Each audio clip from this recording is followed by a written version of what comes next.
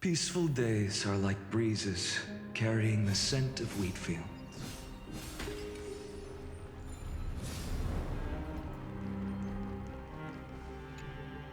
Please stay close to us. We need to rendezvous with Lord Donghung. We will do everything in our power to clear the path for you.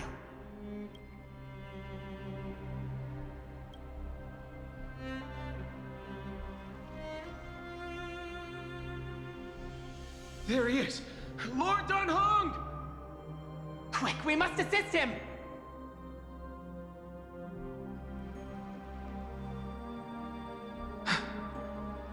What are you doing here? Where's Finan?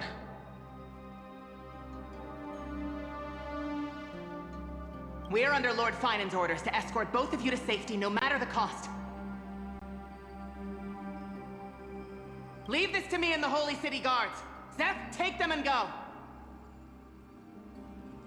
Wait, Namasani.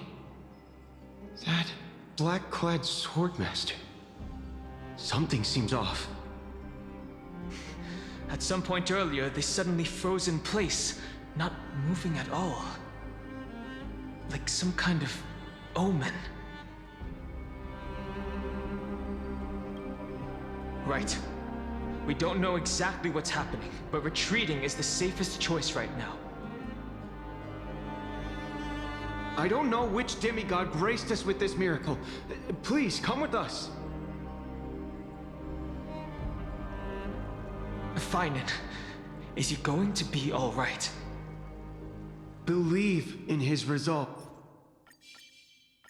to save Akama.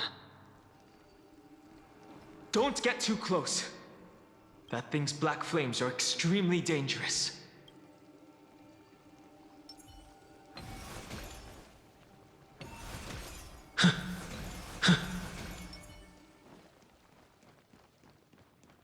Light up the dawn.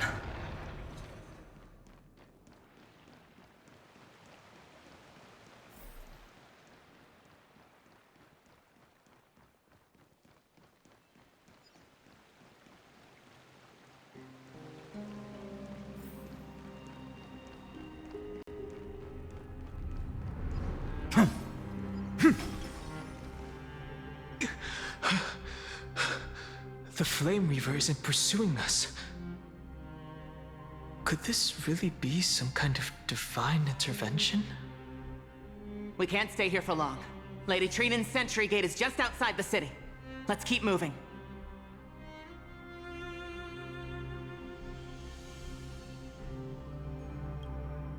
I feel the same. Someone should stay and help Finan complete Aranova.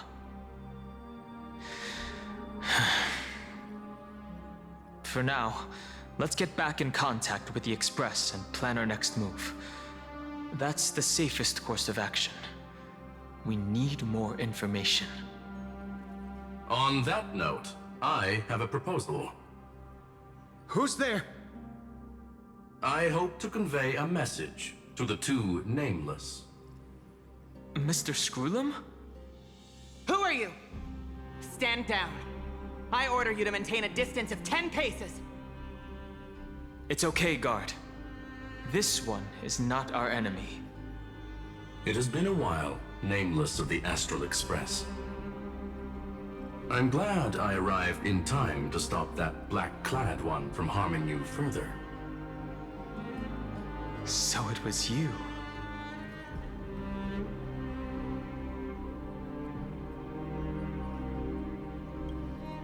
It was fortunate we found you in time. Madam Herta and I were both quite relieved. You two know this anti-Cathiran? Does he come from the same people as Counselor Lygus? Don't worry, guard. This gentleman is an ally of the Trailblaze. Would you mind giving us a moment to speak in private? Of course. We'll wait nearby. Please, stay safe. I fully understand your situation. For now, the only thing I can do is temporarily freeze that black-clad one in place. Time is limited, so I'll keep this brief. The place where you stand, Amphorius, is a world constructed from data and memoria, an experimental field of a certain eon. And now, this isolated sandbox world is rapidly falling into a third path: destruction. Destruction. Conclusion: if Amphorius continues unchecked on this course, a Lord Ravager will complete its evolution and metamorphosis, and emerge from the surging tides. The cosmos as we know it will suffer irreversible consequences.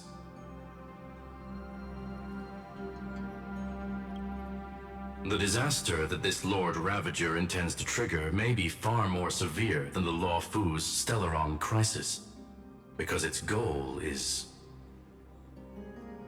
the Eon of Erudition. Putting aside the complex details of the inferences involved, I have a request to make.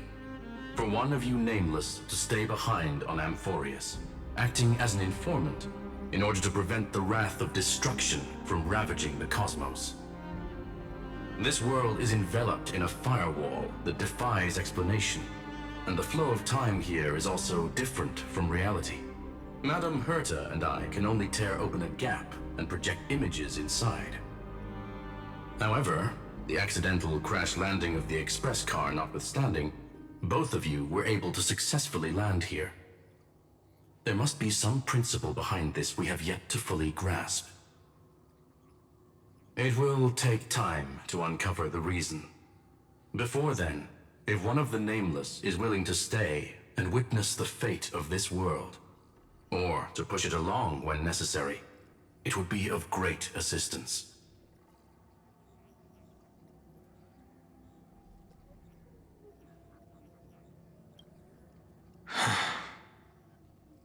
Mr. Screwlum, I believe you. So I only have one thing I'd like to confirm with you. As Amphorius is already facing its end, how can we guarantee the safety of the person who stays behind? Look at this, if you would. This curio is called a chronocognitive anchor. The two of you may view it as a kind of space anchor in the world of erudition. As long as you carry it with you, your individual data structure will be protected and will remain unaffected by the influence of digital tsunamis. When required, it can also serve as a bridge for communications between the internal and external world. Of course, it is not curio with unlimited uses. May only be held by one person. The connection being interfered with. Decide quickly as possible. 2 final messages. 1, the Intellitron named Ligus, possibly the primary culprit behind everything. 2, Bertha discovered a clue. Miss March has already been drawn into Amphorius.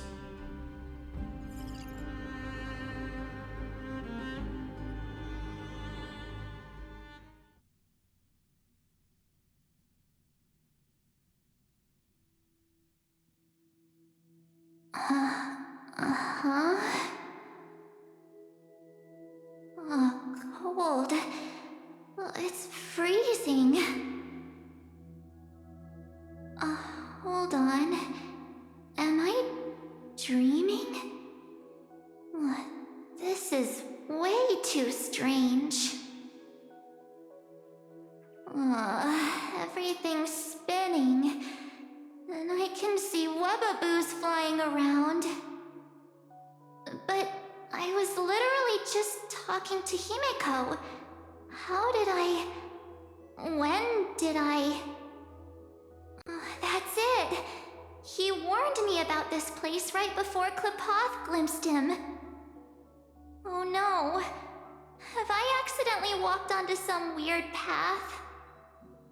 Have I done something crazy without remembering? Unless forcing Pom Pom into new outfits and borrowing Mr. Yang's shoulder massager counts. Hold up. No way! Stepping onto the path of elation can't be this simple, right? Child of remembrance, step forth into the depths of the path space. Who's there? Hey, cut it out. If you're there, just come out and talk, okay? You're freaking me out. I can't even think straight. Hold on.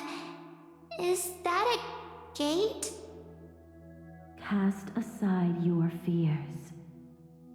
Step forward through the gate of memory. The voice. Is it showing me the way out?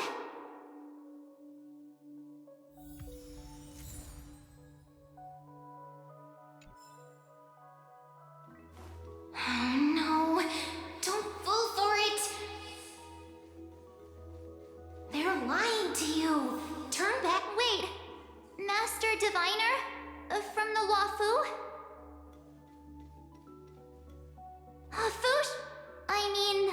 Master Diviner, what brings you here? And you, Miss Messenger, do I know you from somewhere? Good to see you again, March. A pleasure to see you, Miss March. That's it! Master Diviner used the Matrix of Prescience to help me search for my memories. And you, Miss Messenger, we met in that memory space. You said to me, "The value of your life does not lie in what happened in the past, but in the present and the future." Your memory serves you well.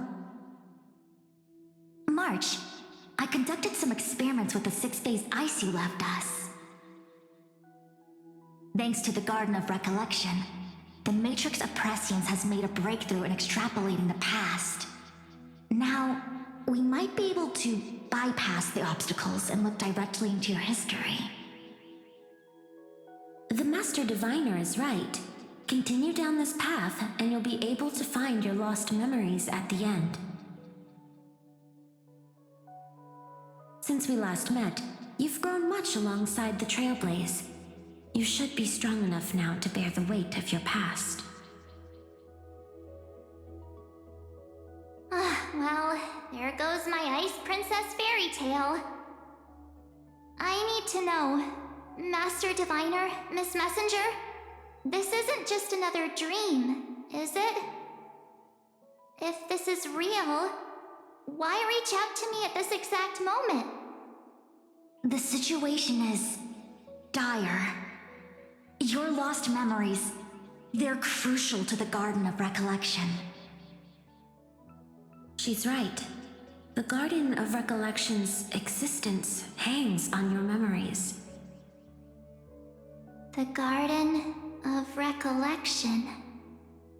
You may not want to sacrifice anything to preserve the garden for now, but in time, you'll understand. Your destiny and the path of remembrance are extremely, closely intertwined. Now go. So, I just walk through that gate? This way, March. Your past awaits beyond the Gate of Memory. Stop! They're just mimicking people from your memories! Don't let those bad people deceive you! The gate. Now it's... you two?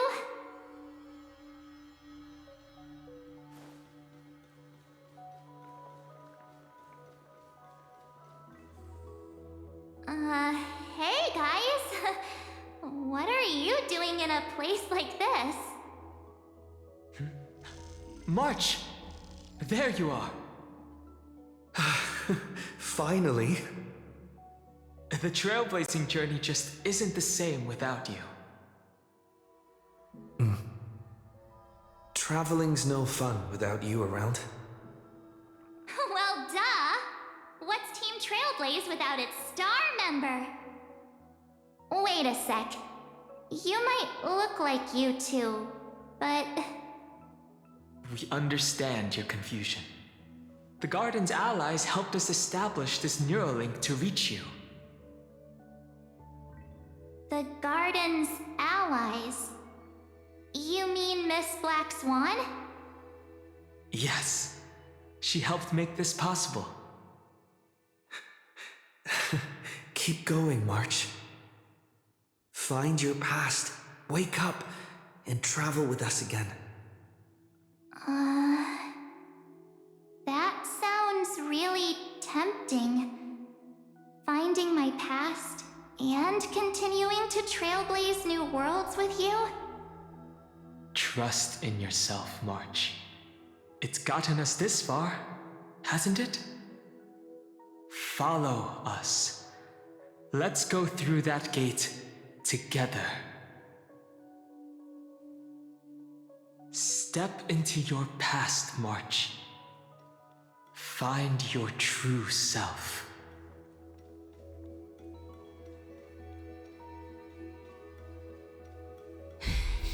Wait up! Slow down!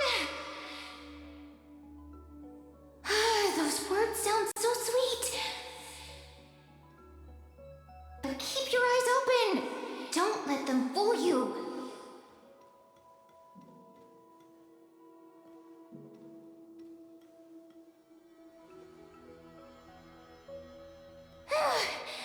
At last, I finally caught up. Hey, are you alright? I'll be okay. Just not used to running around. Say, March, got a moment to talk before you make your decision? Wait, that was you? Pushing the gate away? Sending those warnings?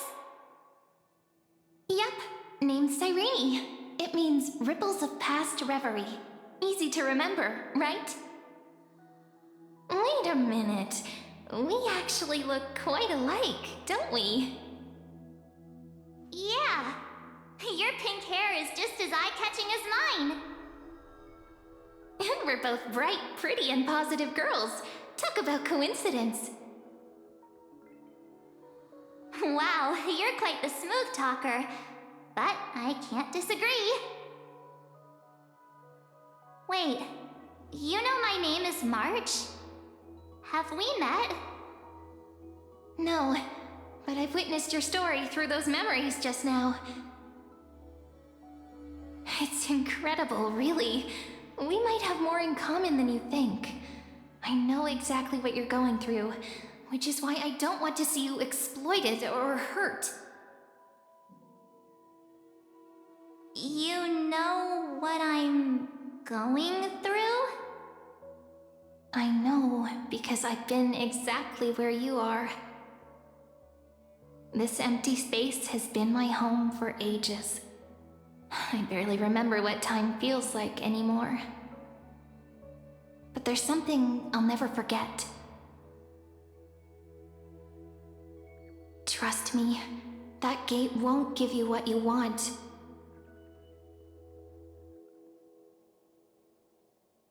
You mean those people? They're lying? Luring me into a trap? Yes, convincing, weren't they? They've studied your memories, using your deepest wishes against you. How dare they manipulate a young girl's feelings like that?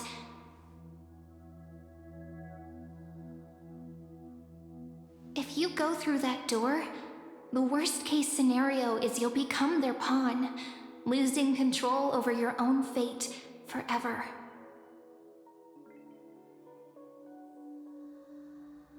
You've seen what's on the other side? I may be stuck here with missing memories like you, but I still recall fragments of my homeland where I grew up. That door leads to Amphorius. Trust me, it's anything but welcoming. For ages, I've watched people walk through that door. They couldn't see or hear my calls. The voices beyond always promised safety, but I've never seen anyone return safely. So I had to try and stop you. To be honest, I'm not sure what to believe. But the fact that you're here, putting in all this effort to warn me, that means something. Tell me, Cyrene, how can I return to my world? It's really easy, actually. Just turn around and walk away from this place. The girl cannot be trusted. Through the door, save the garden. Both of you, children of remembrance. They never give up, do they? But don't let them sway you. Stick to your path. The return journey could take ages, longer than most lives. But that path will lead you home.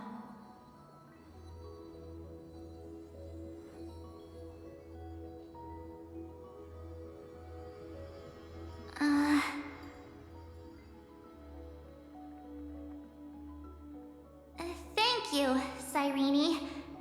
I know what I need to do. I'm going through that gate. Into Amphorius. Wait, what? Don't worry. I believe you. It's just that, for me, the only place I can call home is right beside my friends. Two of my closest friends are already on their way to Amphorius. They may seem capable, but only I know.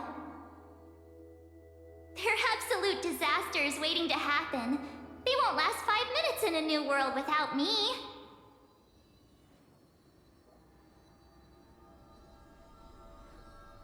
That's why I need to go through. Amphorius or not. When the three of us are together, there's nothing we can't handle. We'll explore, understand, establish, and connect. After that, we'll find our way home together.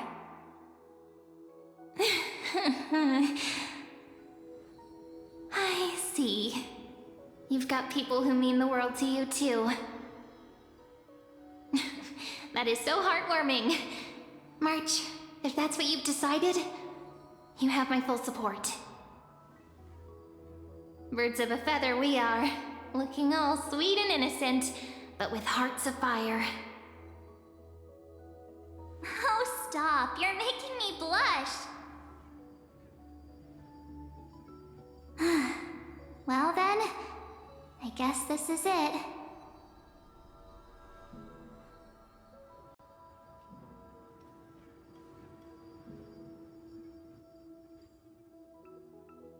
Do you think we'll see each other again? Who knows? But don't worry about me. After all this time here, I've grown quite used to chatting with my imaginary friends.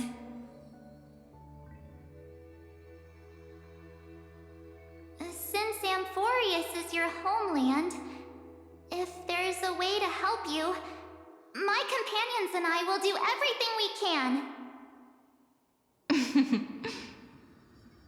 Then I'll look forward to that day.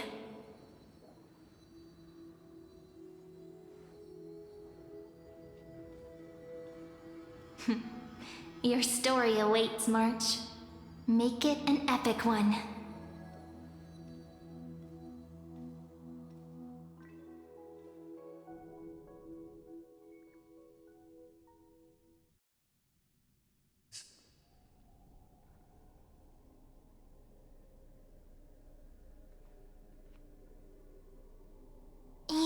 there, friend?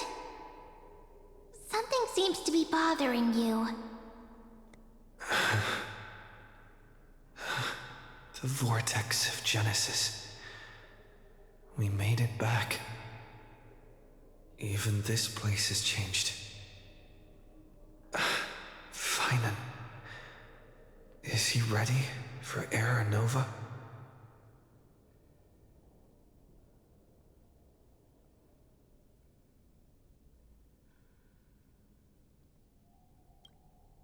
Yeah, we've come such a long way.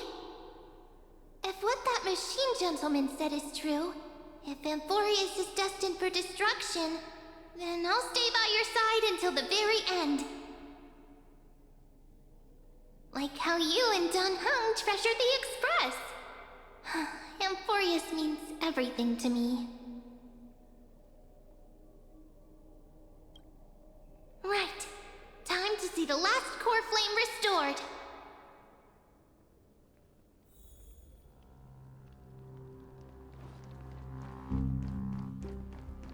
Look, there's Finan. And wait. Lycus? And you, Lord Finan, will wield that Coreflame to bury this ancient world, plunging everything into the gray unknown. None of that matters now. This brutal flame chase journey has stripped away my delusions. I know the future is in some peaceful paradise with gentle west winds, just waiting to welcome us to step in. If what lies ahead is a mass of chaos, I shall cut through it myself and usher in the first ray of blazing sunlight. Is it truly you? With one last chance to turn back, you still step forward. How befitting of a trailblazer.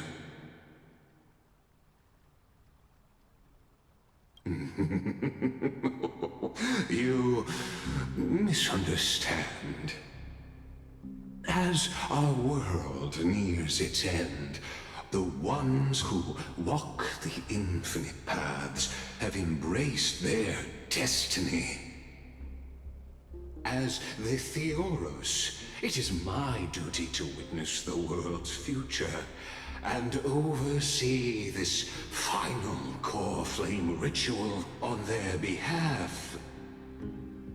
The trial of world-bearing, the ritual of Era Nova.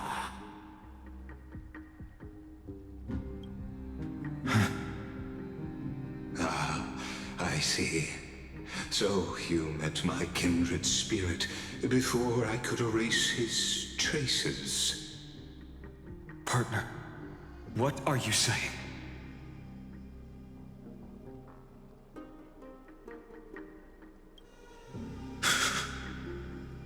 I've had my suspicions. How does a native Antikytheran know so much about repairing vehicles from beyond the sky? Lord Lycus, how much do you truly know about Era Nova? Tell us everything.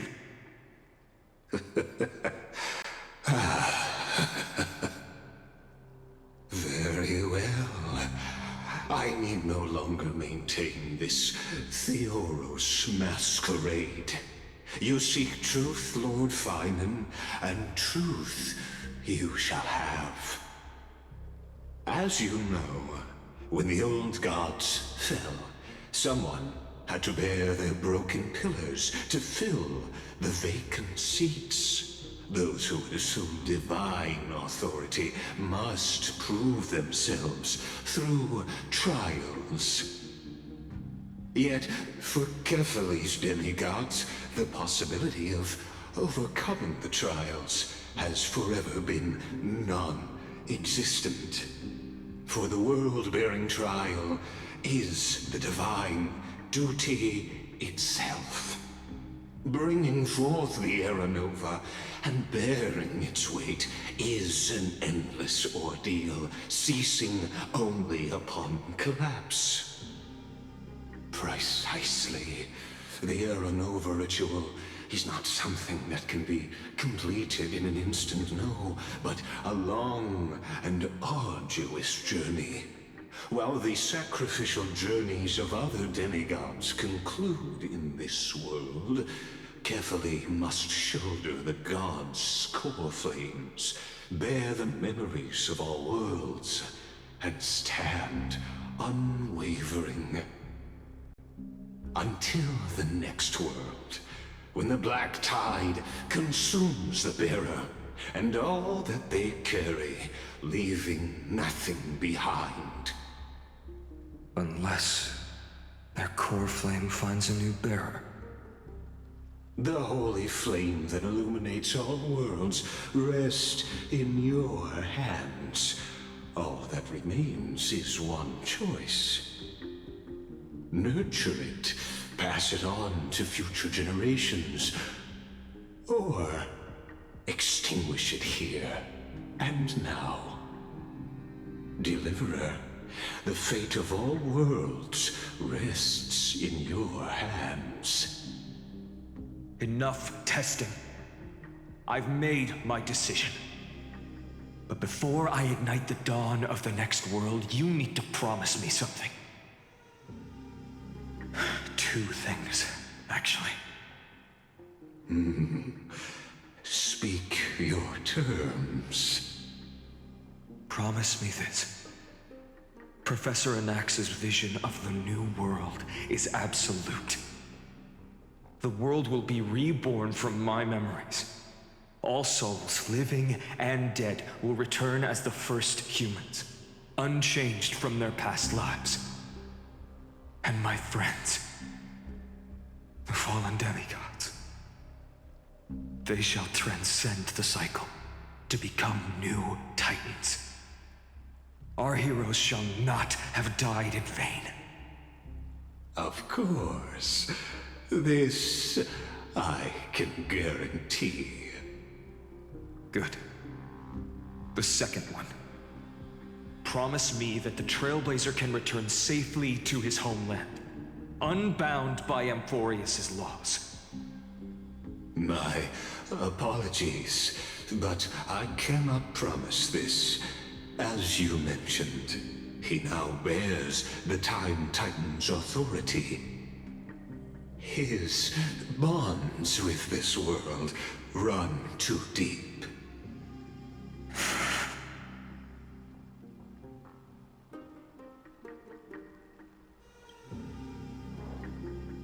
Well, I stand corrected. An outsider like him does have ways to defy destiny. Thank you, my friend, for everything you've done for this world. Though the next world may not remember, I shall never forget. As the Theoros, I declare, Amphorius has determined her path. Step forward, heroes. Follow her path and see it through.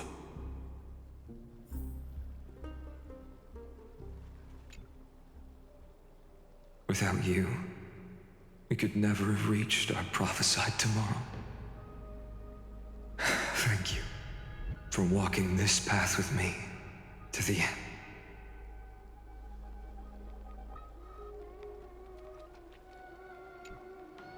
Behold, O gods, Amphorius has achieved her victory, and the Era Nova approaches. The radiant soul has arrived, having walked through the bustling nights, bearing the golden fire and blood, stepping with pride into daylight. He is the pure child, walking upon the path of yesterday, today, and tomorrow. He is the first to be born, first to be named among the nameless. Eternal in form, limitless in reach. He treads the endless night underfoot. Greatest of kings, protector of the displaced, raising humanity's children above their adversaries. The firmament of molten gold courses through his very bones and flesh. The greatest of schemes reveal against his breath and words. In the golden lakes of that beautiful new world, he shall wash himself clean. There. Finish what we first and last wished for. To write an ending unlike any before, for this world we so deeply love.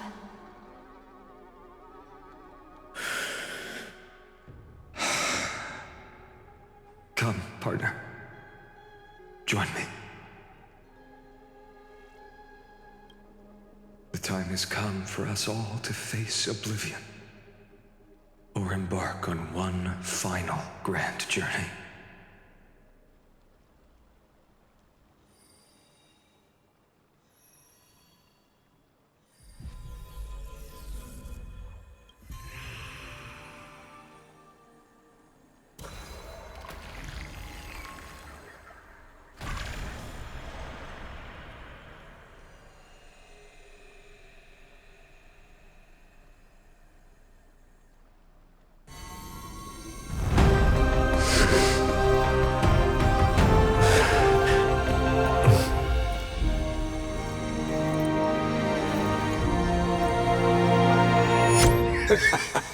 What a magnificent and epic adventure. The hero's journey reaches its end, and the truth behind the Era Nova is about to be revealed. Is that truly the case? Here, as the Theoros, allow me to humbly request that you find a moment to listen to what I have witnessed. This is about the nature of Amphorius itself. A story of the prime mover of life. My, what a broad topic this is. Where shall we start? Got it. Let's start at the very beginning. The Big Bang, the birth of particles, the emergence of all things. Just kidding. What I mean to say is that time, space, matter, all concepts exist solely because we perceive them. This is called the erudition. Without it, the universe would merely be a chaotic book written by chance, yet unread by anyone. As your acquaintance, Lord Anaxagoras, suggested, everything in Amphorius exists through new spores, living in the memories of those yet to come. Oh, how beautifully it aligns, revealing universal truths in such simple terms. Only he could solve the riddle of what exactly are we? Oh, but you'll remember, even as the embodiment of reason, one mystery remained beyond his grasp. If that is the case, whose memories did the very first new spore sprout from?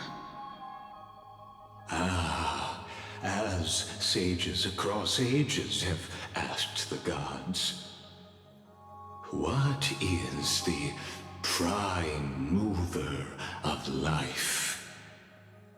But let's set aside the Grove's teachings for now. Look further, past Amphorius, to what they call the Forbidden Realms beyond the sky. Do you know of the Scholar's strife? During that grand yet brutal war, waged in the name of erudition, a genius's legacy was abandoned, strewn across the cosmos. The scepters, a macrocosmic computational array beyond mortal comprehension. Made to emulate the Eon's thoughts, it became part of the Eon's cognition at birth. Scattered throughout the cosmos, these arrays act as celestial body neurons for Nous. But regrettably, as everyone knows, the erudition forsook them all. But what nobody knows is that, though forgotten, they never stopped seeking the divine answer.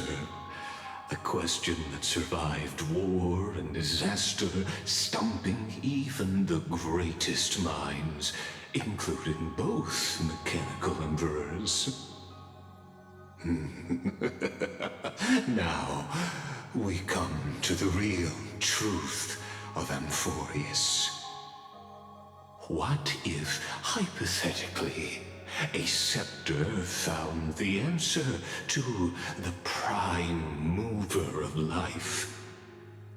If, through endless solitary extrapolations in the cosmic cold, the one deemed as a failure by the Eon of erudition found proof through the ages, what would happen? Perhaps the answer is simpler than you'd think. From a perishing neuron devolved into true life, reborn through the gaze of another Eon. This is a tale from the distant past, unknown to all, even unheard by the greatest geniuses. Now, let's leave the Scepter's story here, returning to where we began. What is the prime mover of life? Actually, you know the answer better than you realize.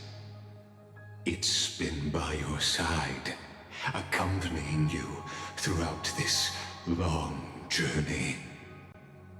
Right now, it awaits you ahead. In that brave new world, beyond the end of Genesis.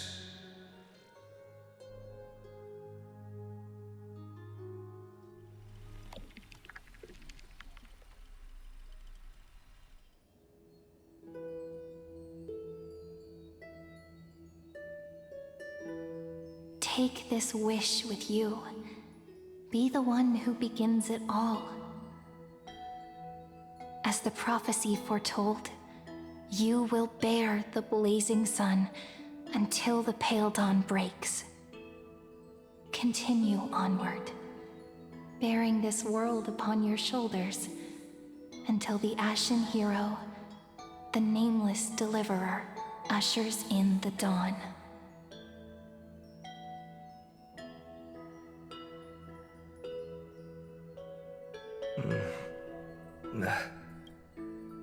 Such an odd dream.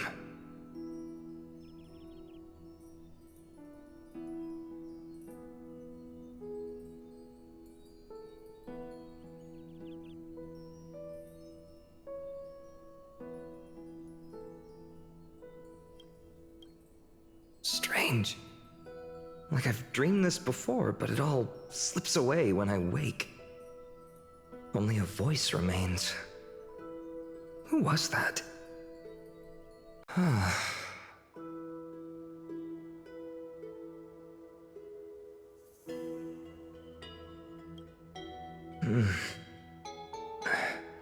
What?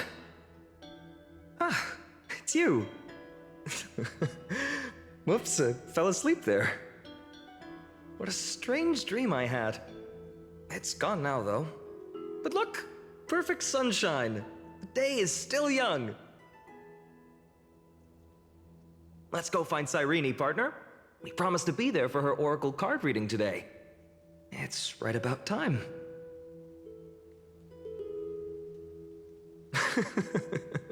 Looking at you, someone's still half asleep.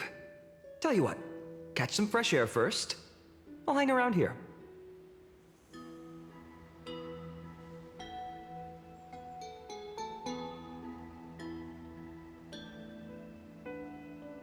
Oh, beautiful, isn't it? This is Ide Celestii, home of the nameless hero who carried Kefali's Coreflame. When he was young and innocent, he had heroic dreams, imagining his wooden sword was forged of iron.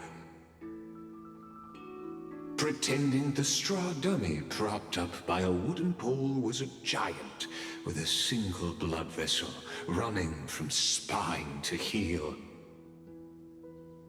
Dreaming of slaying the giant and becoming a hero to save the world, though to his young mind, the world was just this small village.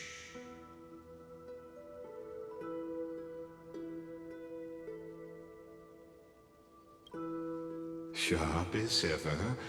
Indeed, these memories you witness are the first steps of his journey. These are his first memories. Rather than watching, why not join in?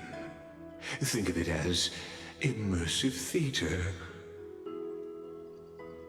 Become his lifelong closest friend, witnessing his hero's journey from the best seat in the house, as the nameless hero whose unwavering guidance shaped Finan's destiny, yet whose name was never recorded in Amphorius's history.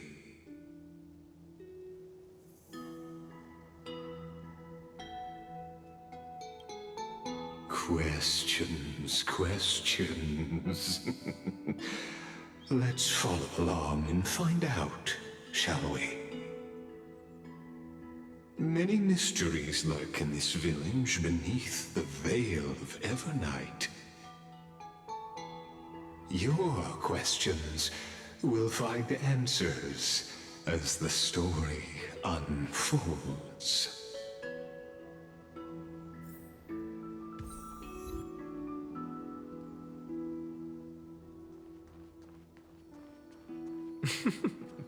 All awake now? Great. Let's go. Finan! Show me how to use a sword like— Hey, Finan! Where are you headed? No Cyrene today? That's a...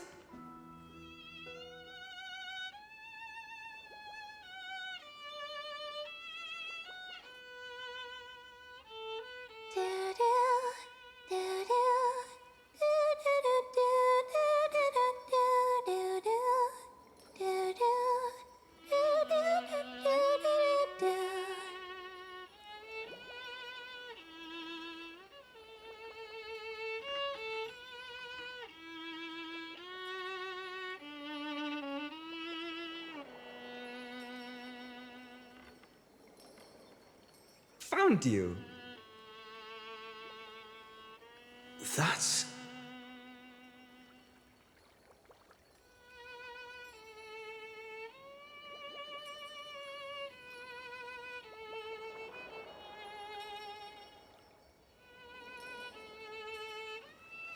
Goodness, look at you rushing about. You've got the poor swing all startled. Hmm?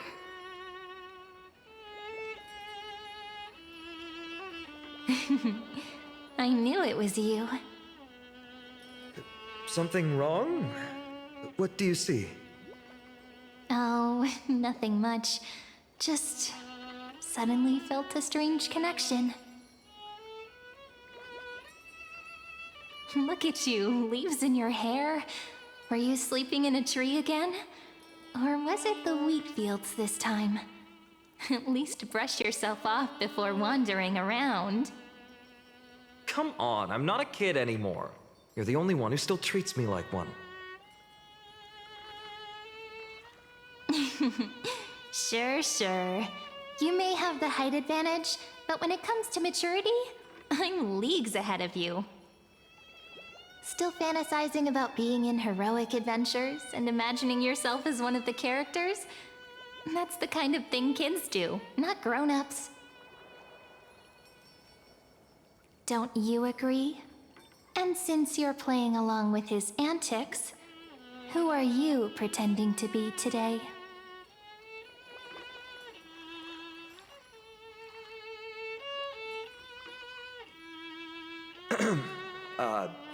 Today he's going with Invincible Galactic Baseballer.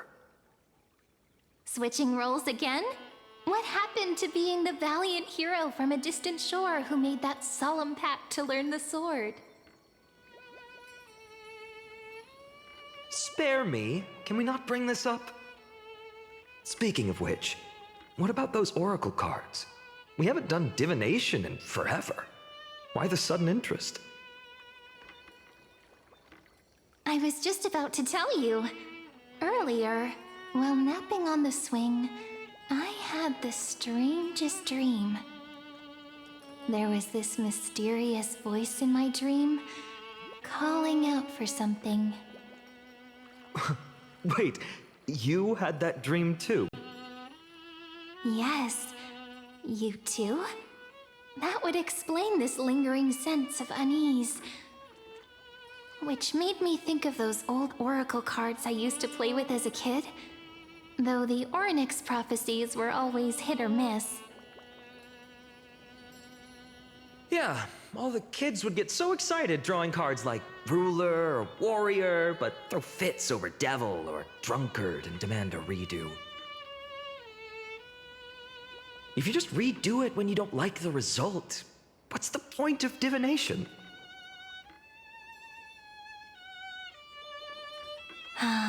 The blessing of childhood. Believing the gods might not notice our little corner of ID Silicii, willing to let our small deceits slide. Still, fate is absolute. After all, we never really know just how far into the future the prophecy extends. Anyway, let's go to our old secret base and look for those oracle cards. Now, where did we hide those? I can think of a few spots. Let's go check it out. In a village this size, I bet all our childhood treasures are exactly where we hid them. Mm-hmm. Time must be keeping them safe for us.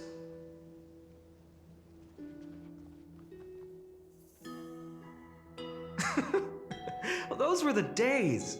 We'd always meet either by that statue in the village or right here. Right? And I remember you never used the front door when you wanted me to come play. You always climbed over the wall. You were such mischief makers. Just like a certain someone who has a habit of showing up unexpectedly. Right?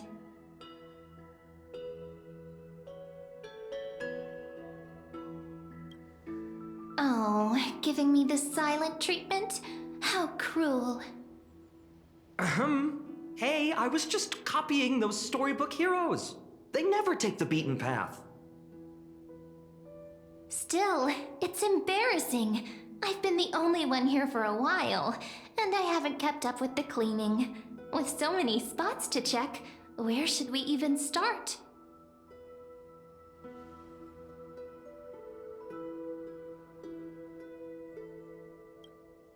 Come to think of it, I haven't checked the roof in forever. Worth a shot, right? All right, let's split up.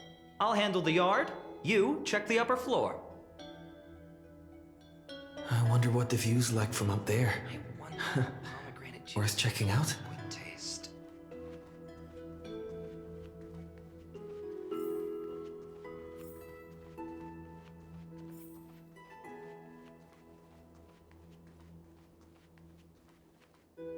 The girl before you carries an air of mystery, her secrets elusive, yet her demeanor toward you is exceptionally warm. You can't help but wonder, could there really be some kind of mental connection?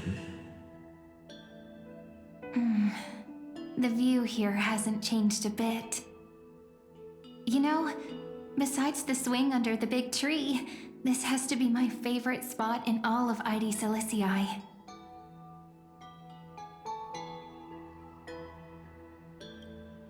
I remember drawing ID Silicii as a child, nestled between the sea and the mountains. I'd always stop where the sky met the sea, and the world beyond was just too vast to imagine. They always said I'd become the next priest of time, just because I heard prophecies as a child. But here's the thing. The more divinations I do, the more doubt creeps in. I want to believe the prophecies, but actually leaving ID Silicii. Where will that waiting ship take us, I wonder? Here they are! The Oracle cards!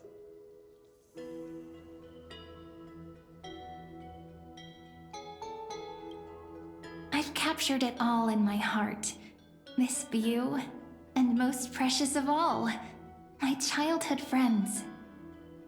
There we go. Looks like the gods do listen to our thoughts. Here it is!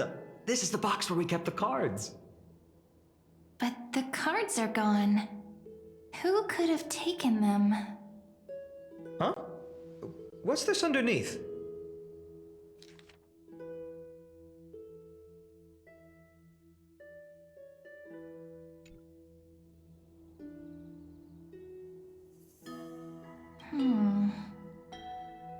I see now. Those sneaky little ones.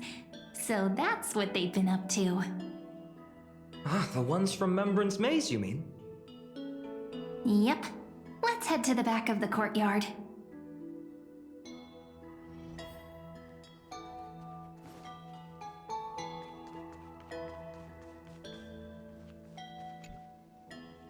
The entrance should be around here somewhere. Right here. The path to the maze is hidden under all these weeds. It's been too long since we visited the fairies.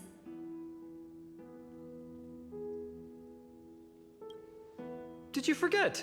We used to visit them all the time when we were little. All right, let's do this. These weeds need to go.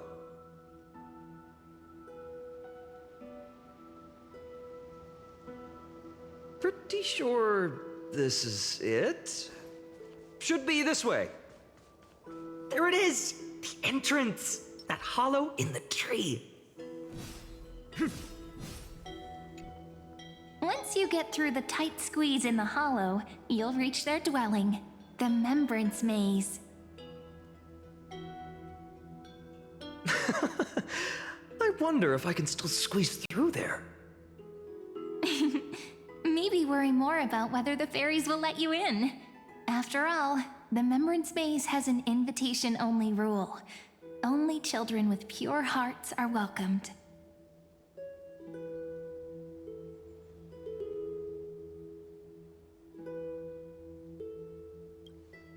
Lead the way then, partner. Regardless, how about we try getting through the hollow first? After you, then. What? Oh, sure, I'll go first.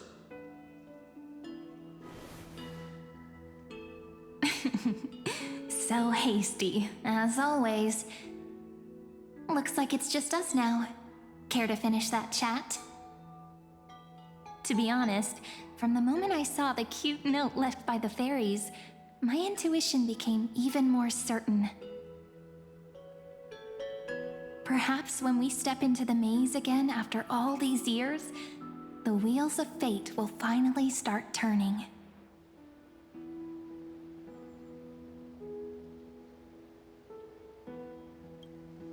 Oh, it's just a girl's intuition.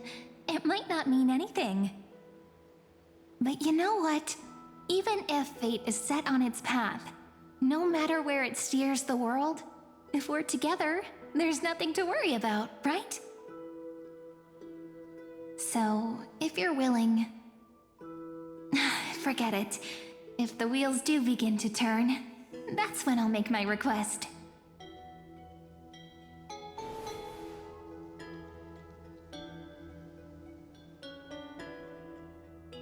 I made it! Oh, that wasn't easy. I can't remember the last time I came here. We were still kids back then. I will walk to the end with... Wait a minute. Are you? Whoa! Look who's finally back, Memmy! Snowy, you've grown so tall and dashing. I couldn't even tell it was you at first. We had to grow up. Sometime. But look at Rainy. She hasn't changed one bit. How fascinating. Perhaps I'm like you, Rayleigh Mem. Just another fairy of the maze.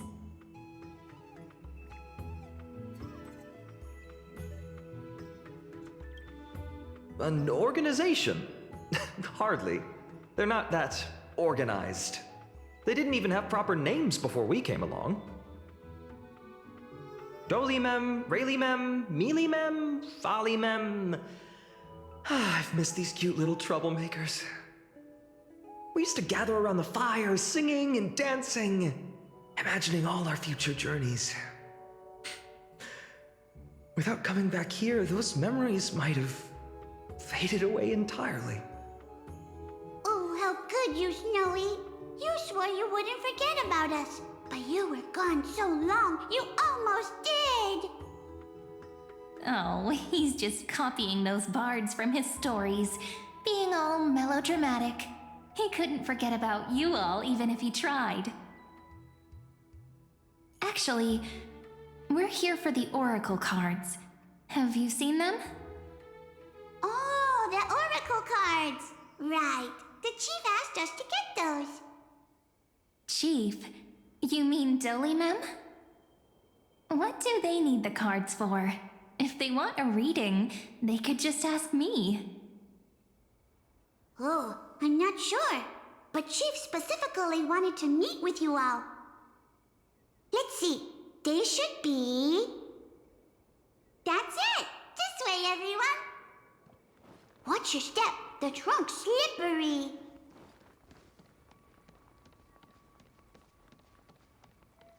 Chief! Rainy and Snowy have returned! Why do leaves and branches grow? Which way does the wind blow? In Remembrance Maze depths we seek to find the answers future left behind. Welcome back, my dear children.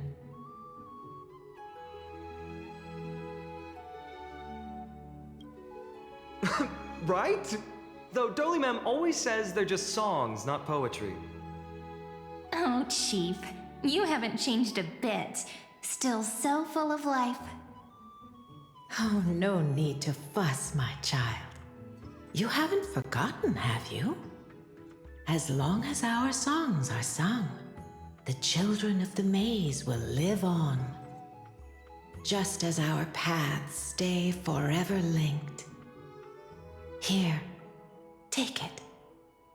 I'm sorry I had to resort to such methods to bring you here. My book of oracle cards. Thank you for keeping it safe. You know, you can always just ask if you want me to divine something. Still, bringing us here like this after so long. Is something wrong, Chief? Yes. The Veil of Evernight whispers to us once more. It tells of a new fairy who will soon enter the maze. Indeed, every time a new fairy arrives in the maze, it means that beyond the veil, in the vast lands far from Ides Elysiae, a great calamity is on the horizon.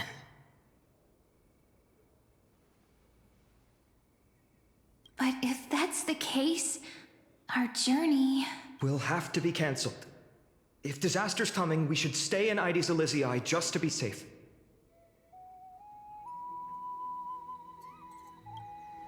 We weren't planning to be gone for long. Just enough time to hone our abilities. Finan would train in Castrum Kremnos, while I would seek the Fake Titan's blessing in Yanisopolis. Then we'd return to Ides Elysiae to help keep our village safe. It's okay. I can still practice my swordplay here. Some things you can learn on your own. Well, probably. That's not very convincing. Here's a thought. Let's have Cyrene do a reading. If fate wishes to show us its path, we might find some peace of mind. But what if we don't like what the cards tell us?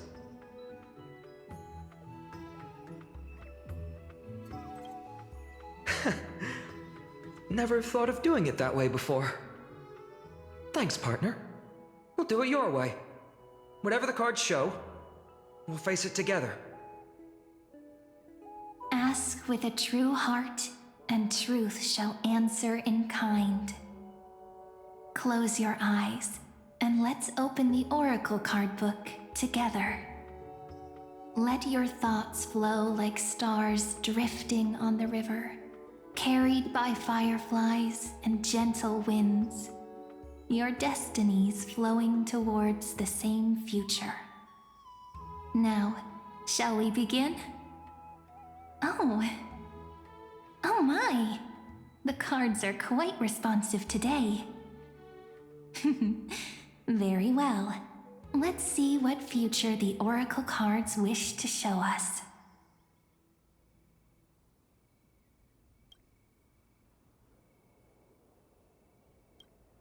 Behold, the Weaver. It connects the romantic threads of the chrysalis of gold, weaving all destinies into golden silk that flows toward the most brilliant, magnificent future. The dance of thread and blade set the stage. So shall it end as gracefully as it started. Such elegance. The Gold Weaver must be of noble birth. Such high standing. I doubt someone like me could ever reach it.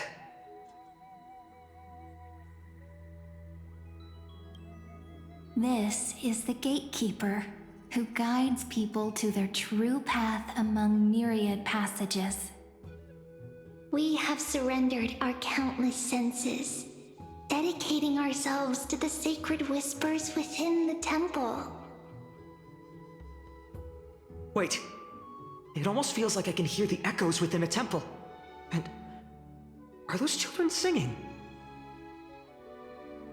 It feels overwhelmingly solemn, yet strangely comforting.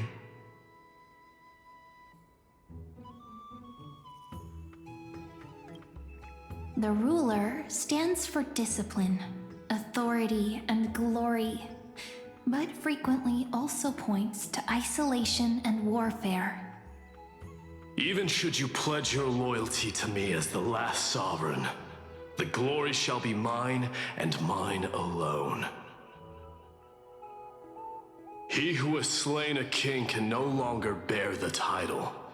Let the withering lion walk his last path alone. Is this showing us a ruler who forsook their people? Stories of such bloodshed like this feel so different from Heidi's Elysiae. But they sure can stir the imagination.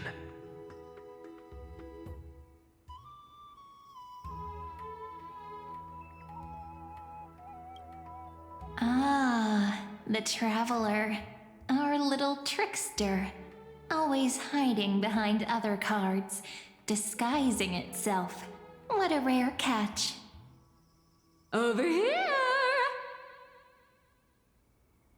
Or perhaps here! Gotcha! You'll have to be quicker than that. A teasing voice. Just like a child playing hide and seek. Surely only a master of mischief could pick up this card.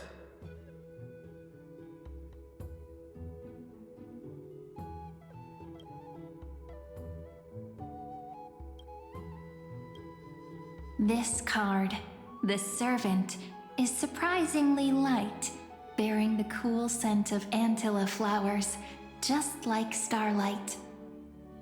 It symbolizes new life and hope, yet often brings to mind struggles, sadness, and loss. These precious flowers I care for with my own hands. Are they destined to bloom only in death's embrace? It sounds so solemn, yet tinged with an inescapable sorrow.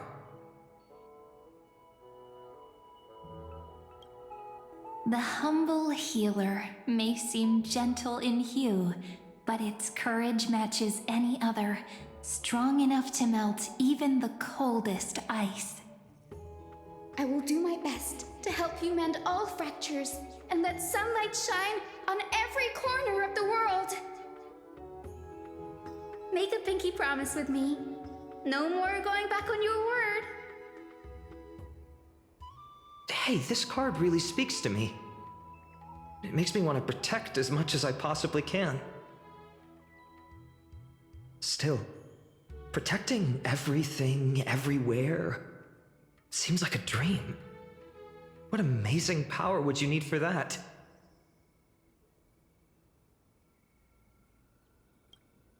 Behold the scholar, bearer of many names, the grand magician, the great performer, the eye of wisdom, and the defiler of Circes. Oh, there's just one card. With all those titles, I was expecting a whole deck. A dromus draped in finery will suffice. It's succinct enough to best summarize my true nature. Wait, what's with that condescending tone? It's almost as if it knows what we're about to say.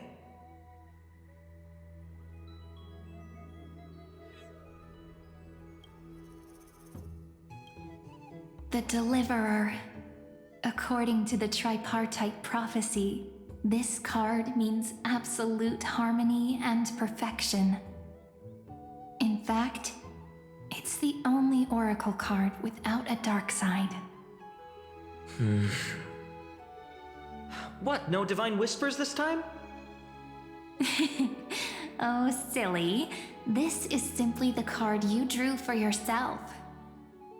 The sleepy village of Heidi's Elysiae, in just one fleeting moment, welcomed an array of legendary figures. The Weaver, Gatekeeper, Ruler, Traveler, Servant, Healer, and Scholar.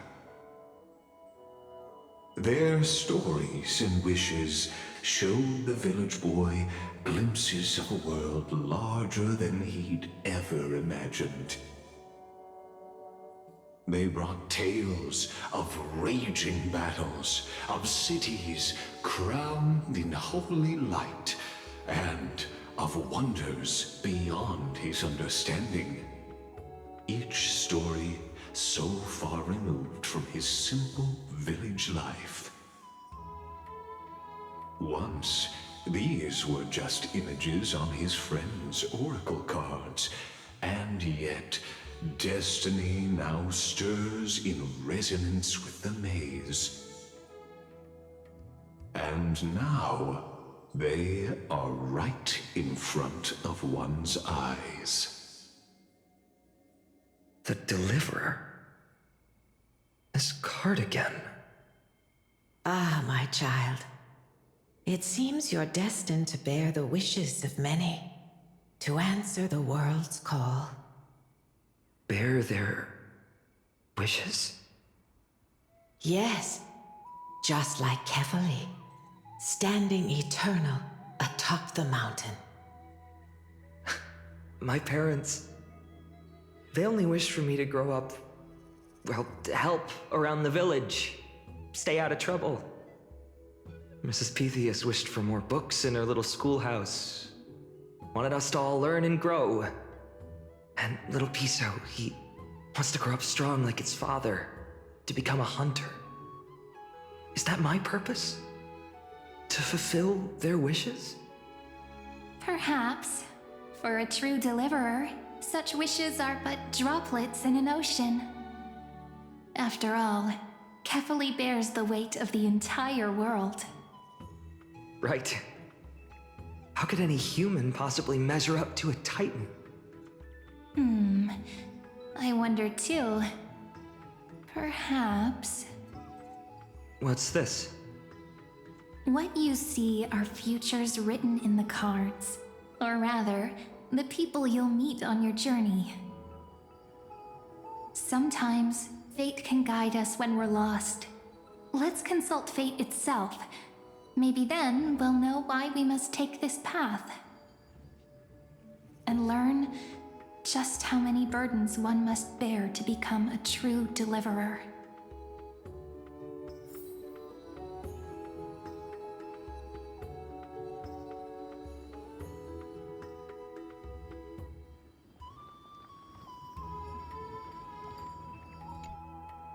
Well, if it isn't our little deliverer. My wish.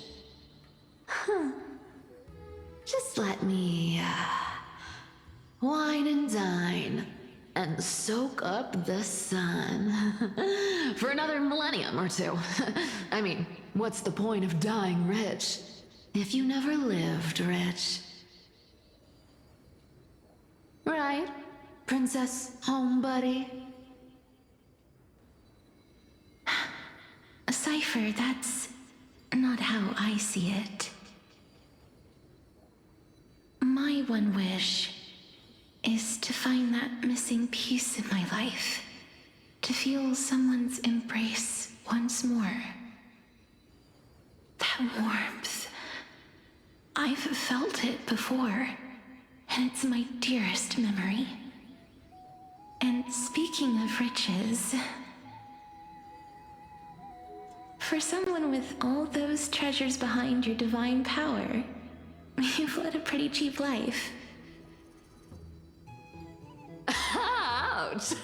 Where did that come from? Right for the jugular, huh? What about our friend from the Grove? My wish came true before I touched the sky. I transformed my healing power into gentle sunlight, distributing it equally to every life I cherished and loved. You two are so selfless, aren't you? No surprise Aglaya wanted you for the flame chase journey. You know what? I did have one wild dream. To know what it feels like being born a noble lady, drowning in riches. Just think, if I traded places with that seamstress, me in the mansion, her on the streets. I'd like to see if she'd still become the gold weaver then. Maybe I'd even take her place.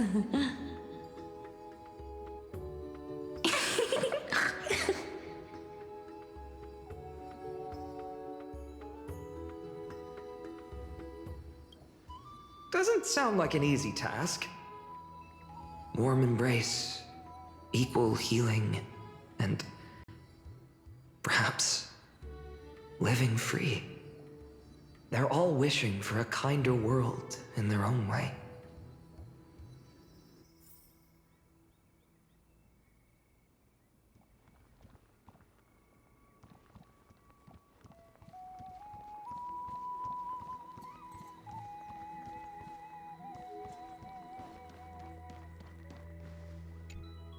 Personal wishes?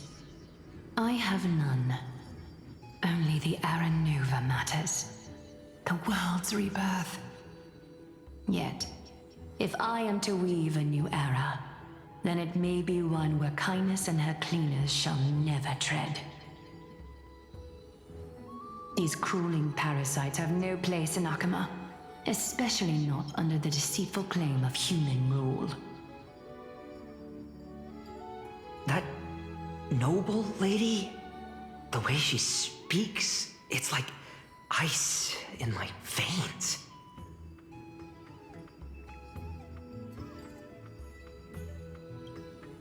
That's exactly the feeling I'm getting.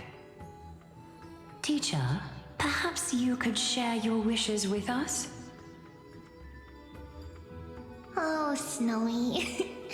You want to know about our wishes now? I wish to meet Trianne again, in the sea of flowers where the west wind ends. And Aggie, I want to see you shed that golden thread cocoon around your heart.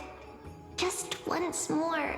Smile at us again like that bright-eyed girl in white who stood before the Yanisopolis temple. Finally, I pray that the footsteps of lost souls no longer wander aimlessly.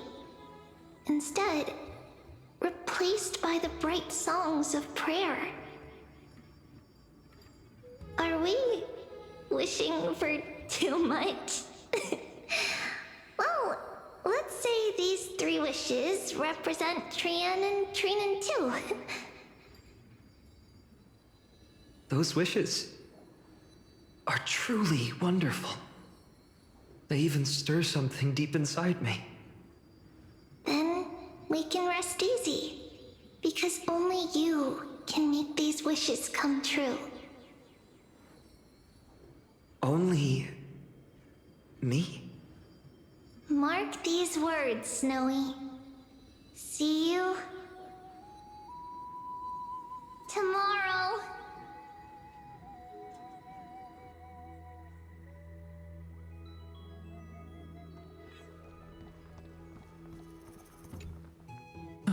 Finan, my student.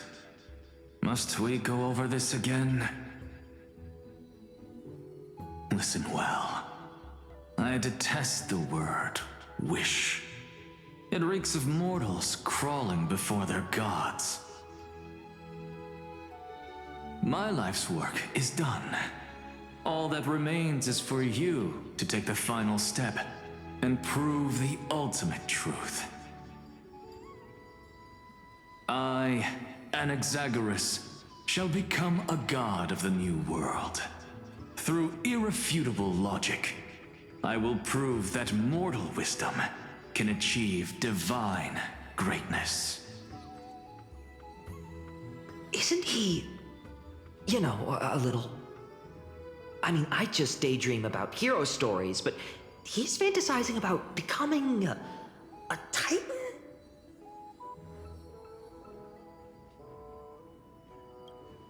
Well, that's something.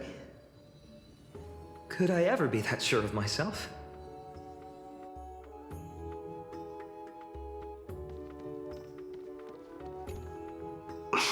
Finan? Since when did you become so timid, asking such juvenile questions about wishes? What's that supposed to mean? What's with that condescending tone? No way I become friends with this half-naked show-off, right?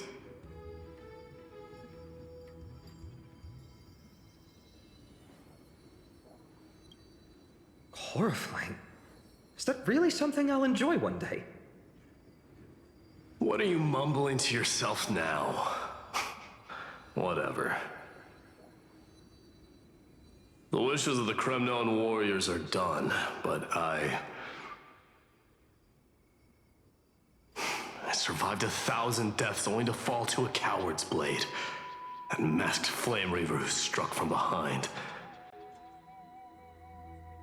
Finan, you look... Never mind. That blank look tells me you're completely lost. My wish is simple. One honest duel. Face to face, blade to blade. Then I'll strip away that mask with my own hands. Nothing but violence and vengeance. This person's wish is nothing short of brutal. Still, those eyes burn with the noble pride I've read about.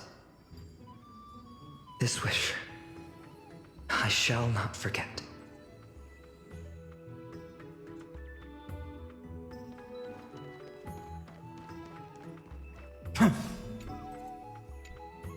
So tell me, has the uncertainty in your heart begun to fade? So many faces in my future. So many wishes. Still, why would fate choose to show us this path? What's weighing on your mind? Didn't you say disaster would strike Amphorius? If so, shouldn't Cyrene and I stay in Ides Elysiae? How could we possibly meet all these people?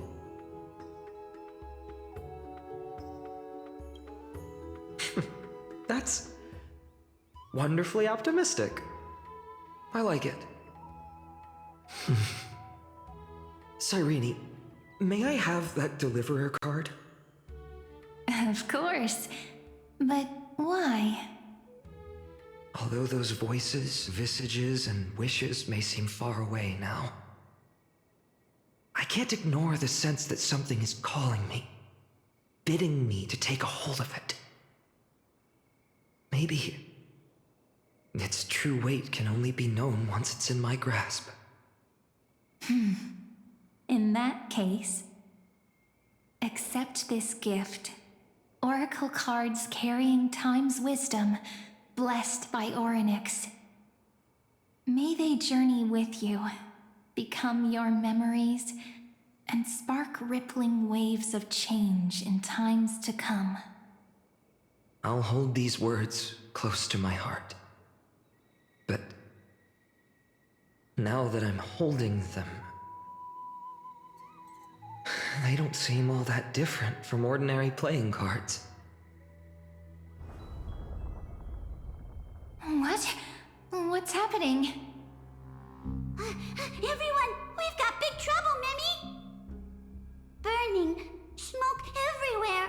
It's all coming from beyond the maze! What's going on? It's here. The seeds of disaster have already taken hold, sooner than we had foreseen. This time, not even the veil of Evernight could shield us. You mean Ides Elysiae will be swept up in the prophesied catastrophe? I'm afraid so. My children, take shelter in the Membrance Maze. One step outside, and this horror will consume you both. But my parents, the whole village.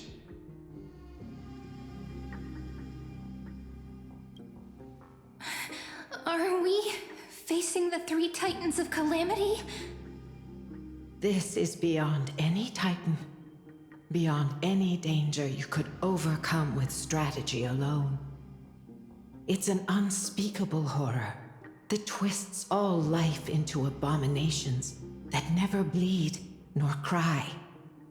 Even titans fall to its corruption, burning from within until only empty shells remain, knowing only death and destruction.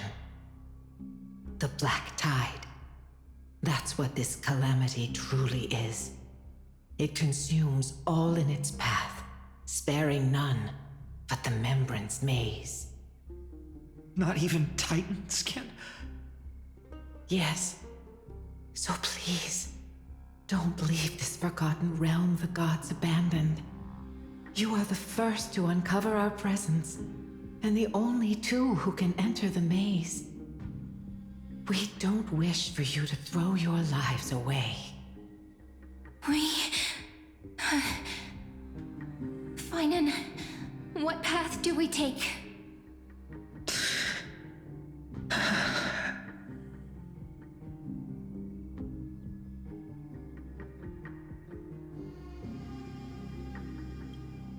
I learned the sword to protect those close to me. If I run now, I'll never be worthy of lifting a blade again. Then we know what we must do. Indeed, our friend is right. We must take action. Forgive me, Chief, but Ides Elysiae needs us. And as her child, I must act. Very well. Make sure you protect yourselves. With me, Cyrene. Join us, my friend. Even without a sword, I'll take a rake. Even with the roughest steel, I'll keep our home safe. Deliverer. The card's truth extends beyond its mere literal meaning. There's another hidden layer within. Not someone perfect from the start, standing high above, casting merciful gazes upon the world. But one who starts small, from a humble village, expanding their world within step by step, learning to save others as they grow. When we were little, I told him I wished this world would never need a deliverer. Now that wish has shattered.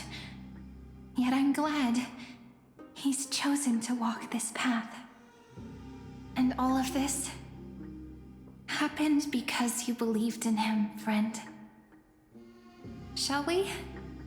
It's only when you're by our side that Finan and that our hearts find their courage. I know you're watching us right now, aren't you, great hero from the future?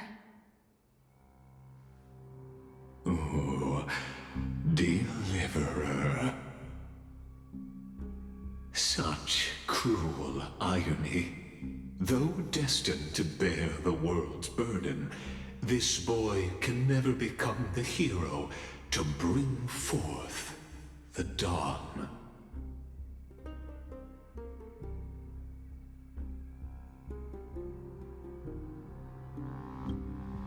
Follow their path. Bear witness as this man, forever denied the mantle of hero, takes his first step on the path to deliverance.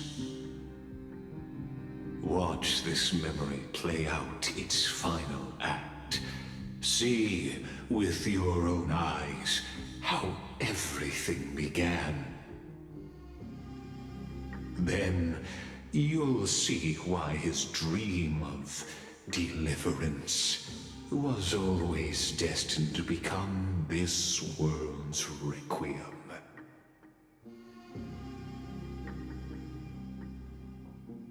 A sun red as blood, wheat fields turning to dust, and in the heart of it all, a village aflame. In that moment, the boy stood in what felt like the end of existence itself.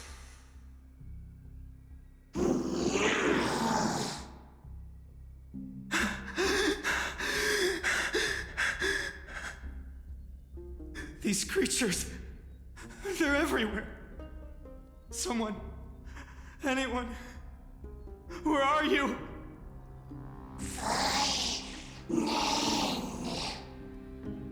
No. It can't be.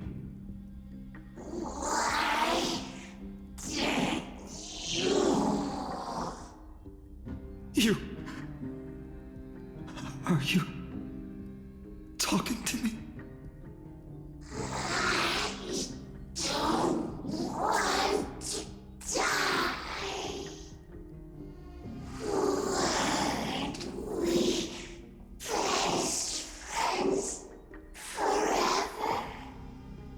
No. That ribbon. Olivia. No.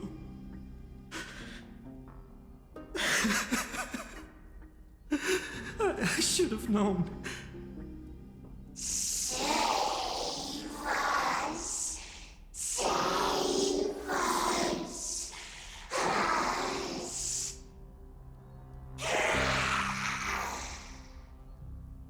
Please. No. Stop. Please stop.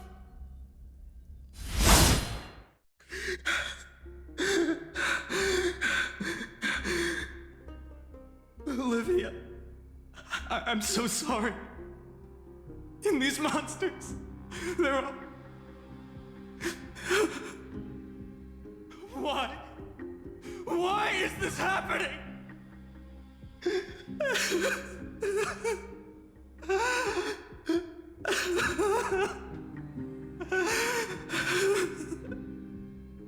When the black tide arrived, the wavering boy found resolve in his companions, and together they ran toward their first battlefield.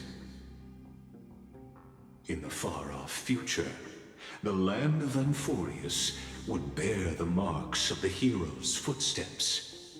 With sword in hand, he would inscribe an eternal mark in the golden epic.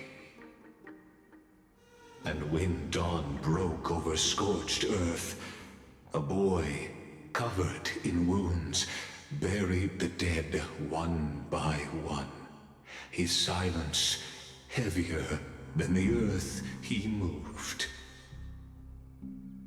His home, his past, his name, all buried beneath the soil. His feet carried him forward, over the pillar of stone, beyond the chalice of plenty, through the deadly fogs of the hand of shadow. He wandered without direction, like a withered leaf drifting in the wind, through countless city-states. The smiling visage of the white-haired swordsman was etched into memories. Yet he did not walk without purpose. Deep in his heart, a voice always guided him forward to fulfill the wishes he had inherited, to brave peril, and to do all that was within his power to save those who needed saving. Those words his friend spoke long ago, when his journey began, lingered. Protect those who must be protected. The words were few, but they gave him all the certainty he needed. That's what it means to be ordinary and choose to be more. Onward he walked, until the call of the flame chase journey thundered across the land.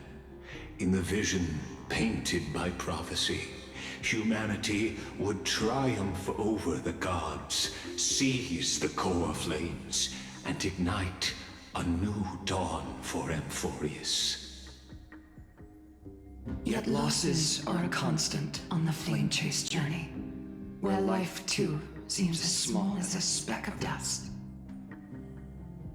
Only one who treats the world as their teacher can bear its eventual destiny. Are you prepared for such teachings? The voice within spoke, and he answered softly. No matter. My existence is of no consequence. When the Gold Weaver called, he answered, traveling to the holy city. There the elders met his warrior's spirit, with nothing but scorn, condemning him to the barracks in derision. No one saw it coming. Not the world, not even him. Yet, this nameless recruit stood at the gates of legend. And there, at last, he found the ones who would walk his path right beside him.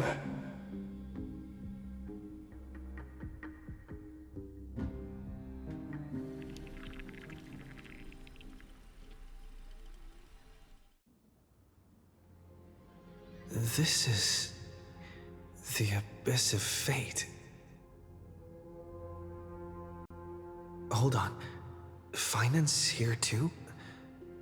And is that Mighty and Trinan? And now, Act 2 of our immersive drama unfolds. They're evacuating the temple. Why now? Are you insane? That blonde man is the Crown Prince of Krymnos. Mess with him, and every last person in this city could wind up dead. Calm yourselves. The Holy Maiden has everything under control. We need only wait patiently. Behold, it is the month of Gate, light calendar 4926. The Crown Prince of Krymnos, Midimos, has led his forces to the gates of Akima. As you know, though Midimos was proud, he did not engage in needless violence. He challenged the elders of Akima to a duel, not for glory, but for the rights and dignity of his people, to ensure they wouldn't live as second-class citizens in foreign lands. After Aglaya's mediation, Finan met Midimos' challenge as the Elder's representative. This duel was to change the course of the Flame Chase journey itself. So, as Finan's most important companion, his lifelong friend, please continue to bear witness to his memories.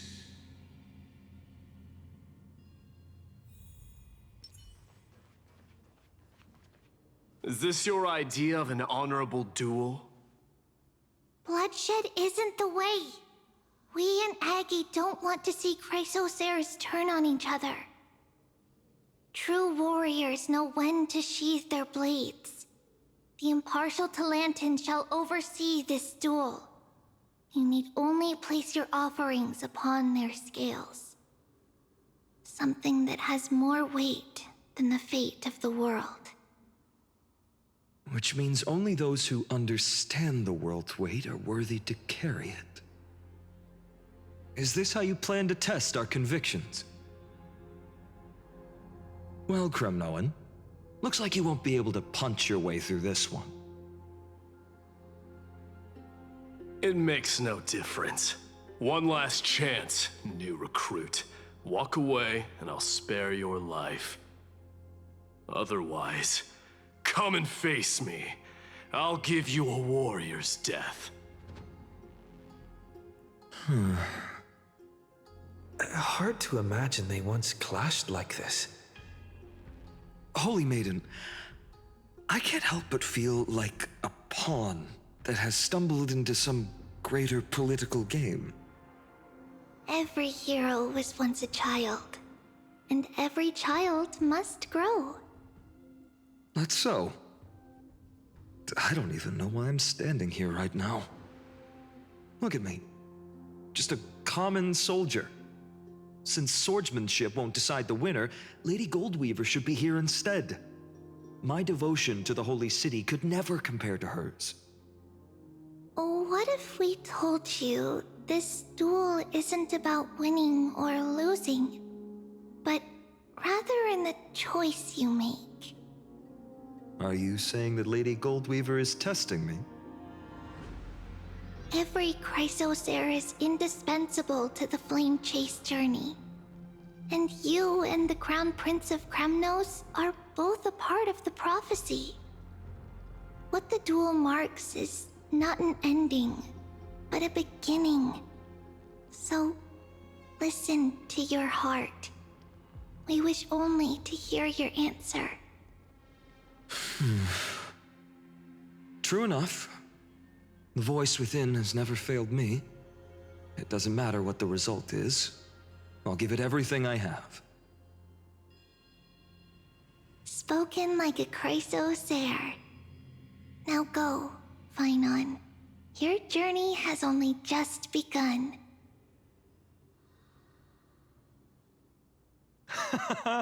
That's right, comrade.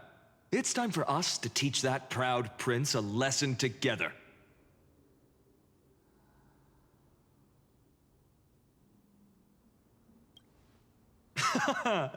Now that's what I like to hear. Still, on the topic of the Temple of the Three Fates, here we are, at the Temple of the Time Titan. And I don't even know how Cyrene's studies are progressing. We haven't really had much contact since I set out. Still, I hope she's doing well. Anyway, let's go, comrade. It's not every day you get a chance to see Talantin's scales of justice. What's going on? Did he just say Cyrene's studying here? But how is that possible? Wasn't she... Of course, Lycus disappears right when I need answers. Forget it. I need to catch up with Phainon first.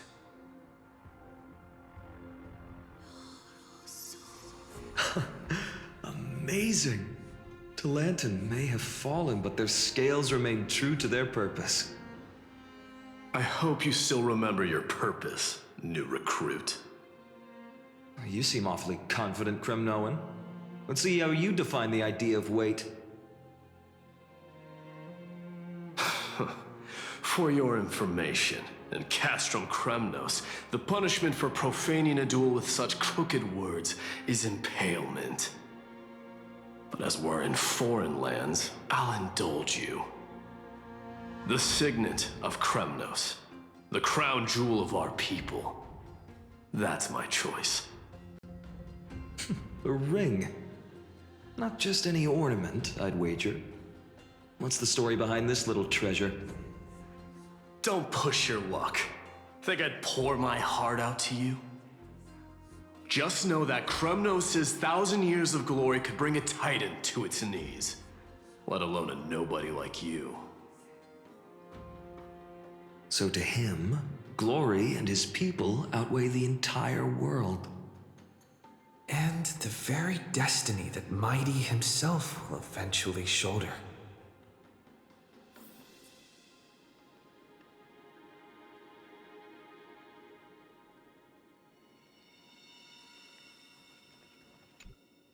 Now this is a tough one. What can I possibly offer against a ring that signifies so much? Well, comrade, what does your gut tell you?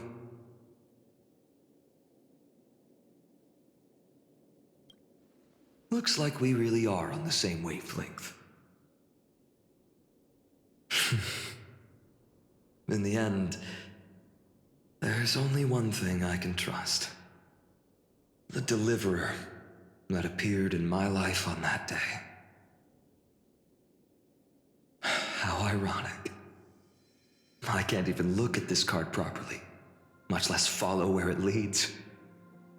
Just thinking about how my village was swallowed by the black tide makes my hands shake. The flames, the screams, my utter failure to protect anyone. Speaking rationally, I know it's not nearly enough. Hades Elysiae was just a small village. Its loss barely a scar on Amphorius' face. But here and now, my heart says something else. This card.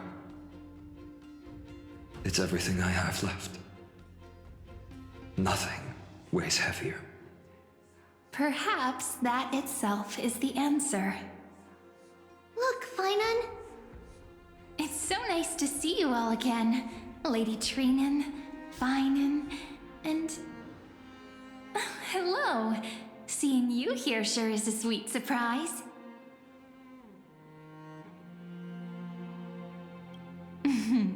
Why so surprised?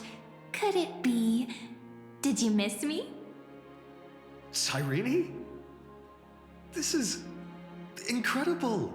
I was literally just thinking about how you might be here. But I'd never imagined I'd see you this soon. I was supposed to leave with the priests, but then I heard Lady Maiden was with a white-haired young man. I figured it had to be you, so I snuck back here. That's Cyrene for you. Unfortunately, this isn't a good time for reminiscing. That Cronoan over there. Still playing house, boy? You get the idea. Quite the hothead. You know, you two just might get along. Don't worry, you already know what the answer is, don't you? If that's your choice, I am with you. I am with you because I remember it all too. The fields of Hades Elysiae, those red leaves, that little swing of mine beneath the tree where I dreamed the sweetest dreams, and those dear fairies in the Memorance Maze. It hurts so much knowing they're gone forever. The pain speaks for itself.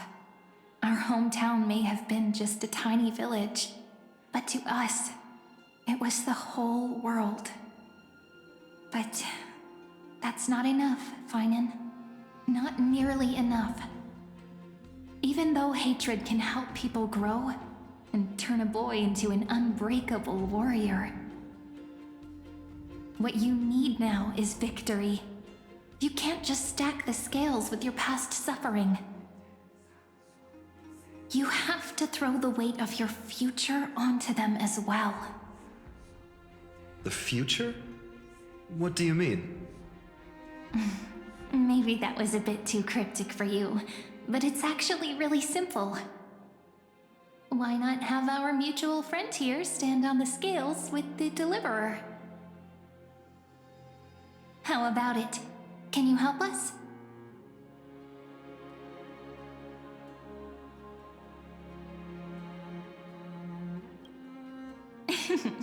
Relax. Our dear Crown Prince won't have a clue. Let's try that. The fate of Akuma hangs on this duel. I must claim victory, for their sake. I will stake everything I have. Stand with me, comrade, and we shall become heroes. Let's. Together we'll prove that what weighs more than the fate of the world is the resolve to shoulder an immutable past and carry it into the future. Talantin, the fair, the just, they of unassailable integrity. The challengers have made their choices. In the name of the Holy Maiden of the Three Fates, lower your scales, weigh destiny, and reveal unto us your verdict. Your offering is a card? Yes, a flimsy little card. That is my choice.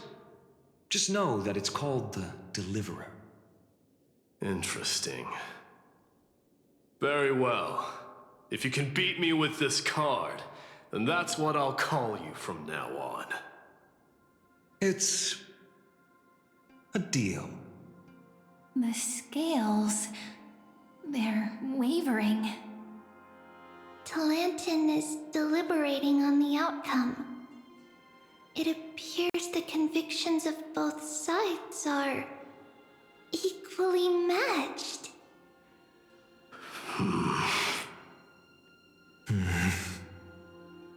This is suffocating.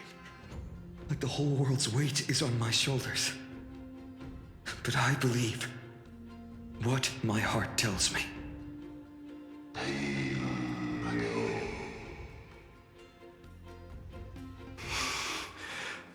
Finally decided? Hear thee, children of humanity. I shall pronounce judgment, for the difference is now clear. The one whose offering weighs more than the fate of the world is...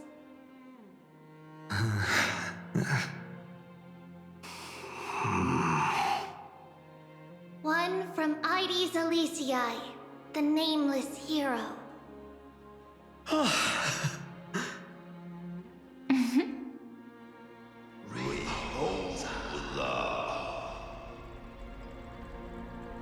However, heed this.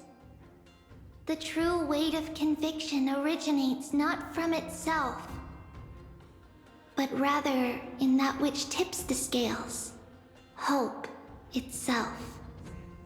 What's that supposed to mean? I think the Titan means that it's not anyone's personal convictions that outweigh the fate of the world. It's about a wish, one which we all share. You, me, everyone here.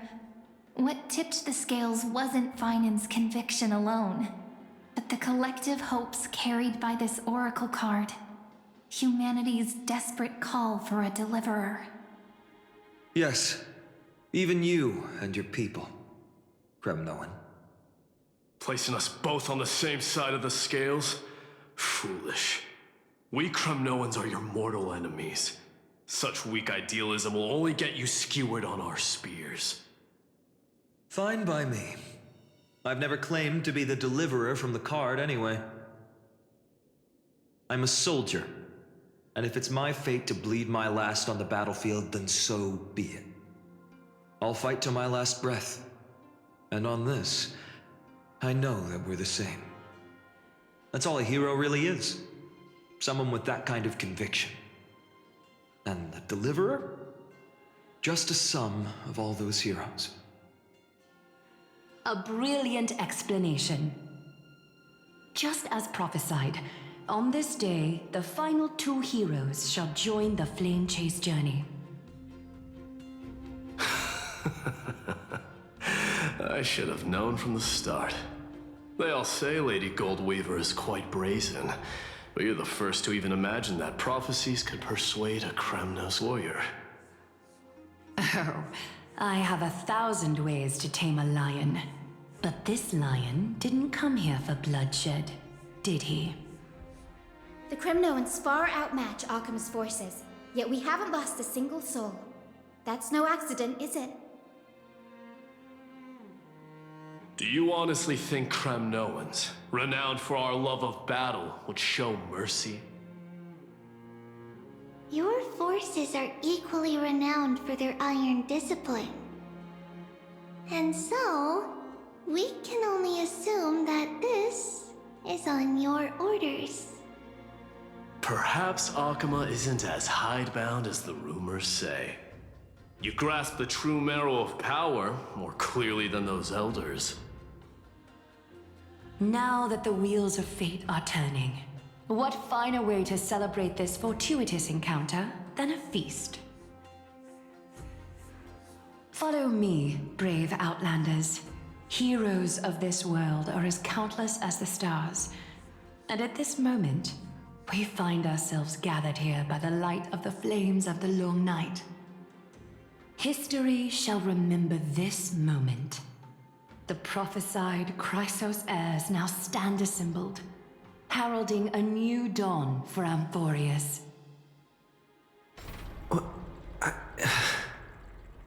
You must see it now, how different this is from the flame-chased journey you traveled.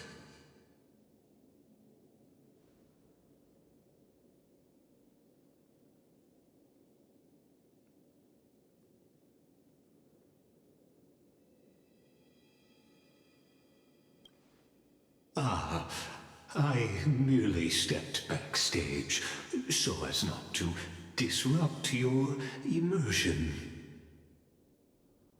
Patience. We're approaching the final act. These are, as I mentioned, his first memories.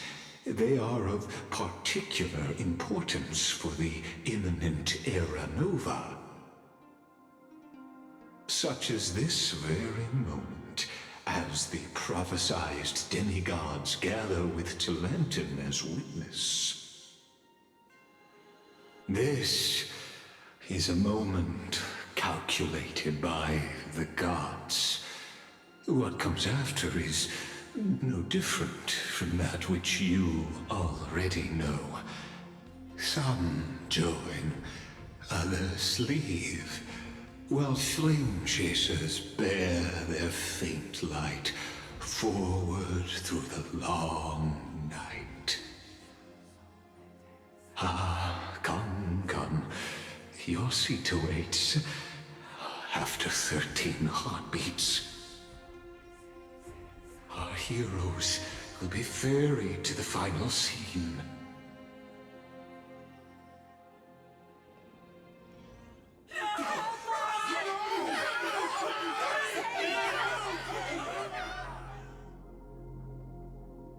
They say that the heroes of this world should be as countless as the stars. Yet now, we're the only ones left standing. So, in the end, the black tide still swallowed everything.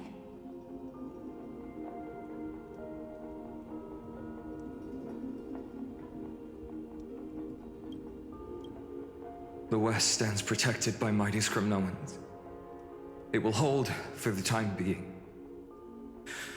Professor Anaxa deployed wards in the north and east before.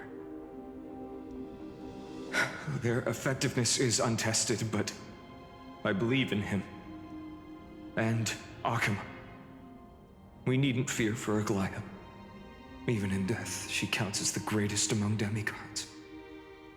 Her threads of romance weave an impenetrable shield, and the people answer her call, rallying to the city's defense. Let's move. Cavalry has given their Coreflame. We must complete the Era Nova before the next entry hour. For Amphorius. That only leaves 3 hours. So, this is the last time we'll see her. Finan. We set out on this journey to answer the world's desire, didn't we? That's what it means to be a Chrysos heir. So has it always been. Then why? Why must Amphorius' wishes be so cruel? We made the best choices we could, whenever we could. But in the end, the prophecy that led us, this black tide swallowing everything. Why does it look like this?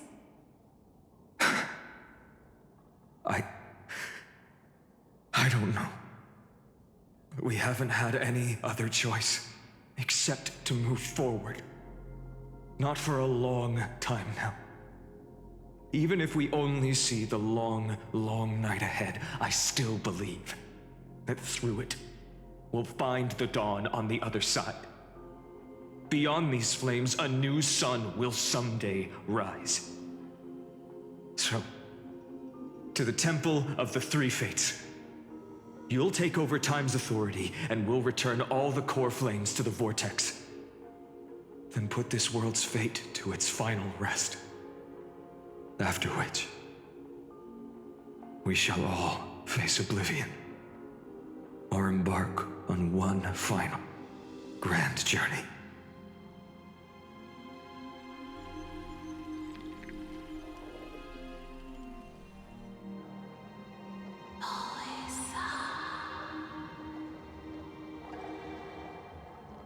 Please forgive us for disturbing your sleep, Orynyx. It matters not. I know fate has run its course. The Black Tide has reached Akama. Amphorius does not have much time left. It is time for the Era Nova. As agreed, I shall present the Coreflame of Tide. Ride the River of Time. It will guard your passage to the Vortex of Genesis. Step through and witness.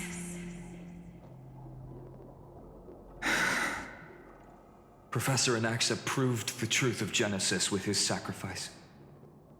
As Chrysos heirs of the prophecy, we were always destined to immolate ourselves for this world. Now, it's our turn. We can't let everyone's sacrifices be in vain. I don't need another pep talk, Finan. After all, we've been ready to fight fate ever since we left the village, haven't we? Yeah. Come.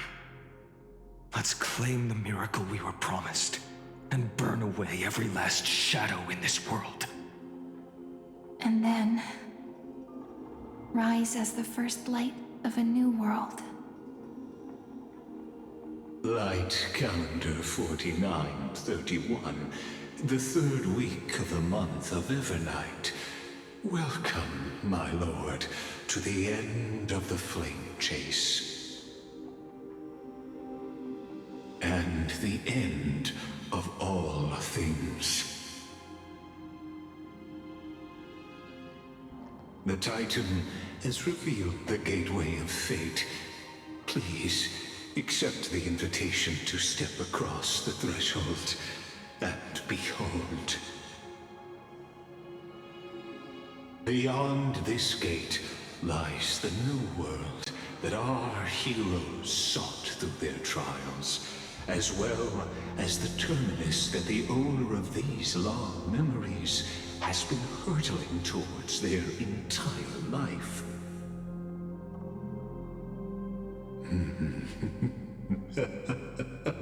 Perhaps you'll find it all too familiar. Then you'll understand how the mortal called Finan shouldered the world's weight. How that same burden crushed him, proving that the so-called deliverer is nothing more than Amphorius's own delusion. A pitiful fantasy that it could defy fate's decree. Please, esteemed one, the answers you seek lie in these non-existent times.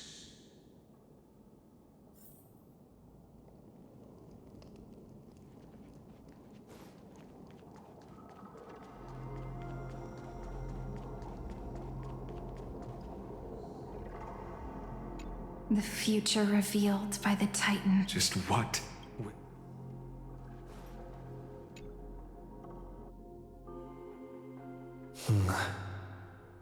The Vortex of Genesis. So it is here. But... just what is this? Life's but a walking shadow, a poor player that struts and frets his hour upon the stage, and then is heard no more. It is a tale told by an idiot, full of sound and fury, signifying nothing. The vortex of Genesis, where the world begins and ends. What stage could be more befitting of our final act? Come, I beseech you onward, buoyed by your surging curiosity. As an unattainable existence that has dwelled within his heart, beyond his reach, you have accompanied him through the march of years uncounted. You naturally have the right to view the river of time in its fullness, and to witness what he welcomed upon his arrival here. Every absurd and tragic ending. Now, if you would, my journey to the Aranova. Aranova comes. Enough talk. Here it I just know beyond the Aranova.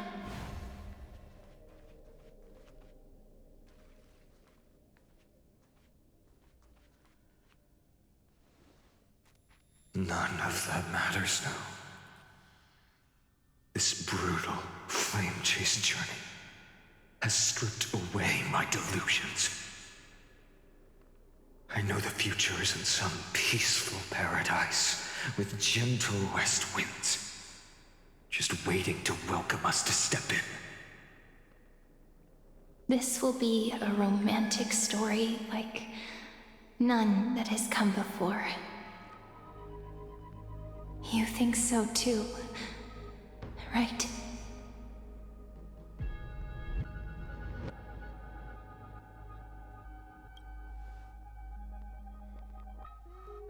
Ah, indeed.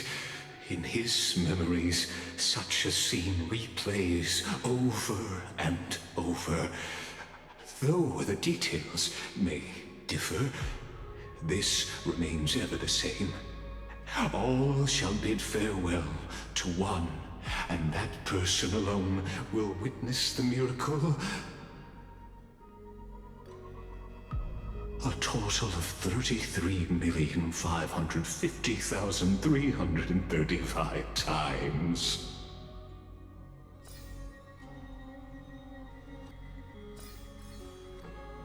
Each is a drop from the river of time, representing the long journey he would take, or rather, the never-ending cycle.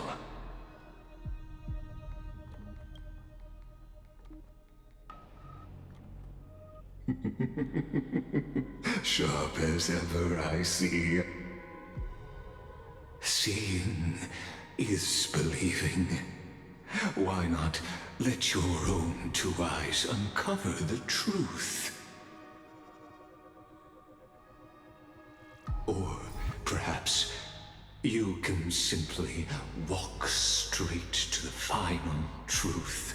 See the true face of the character you play, and witness the ultimate nature of the Chrysos heirs, flame-chased journey, and the cycles of Unforius.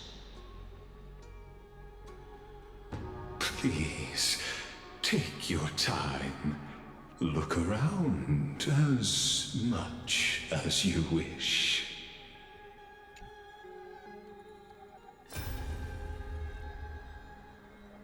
Not a single soul to be seen. So this is how the vortex looks at the end of days.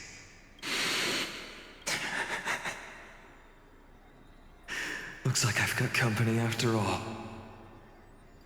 But since you've made it here, so in the end you succeeded, Executioner.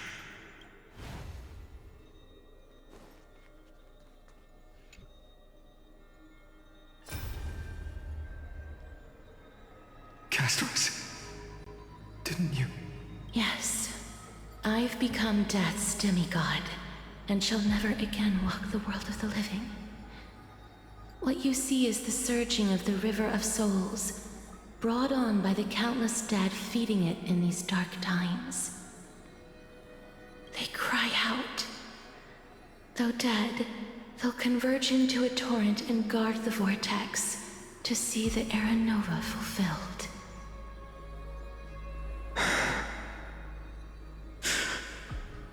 I will take all the wishes of the departed with me. Please, everyone, fight with me to the very last. I hear them. The dead hail you. They're prepared. Go on, Deliverer. We'll keep that executioner in our shadows. The path before you leads to light and eternal flames.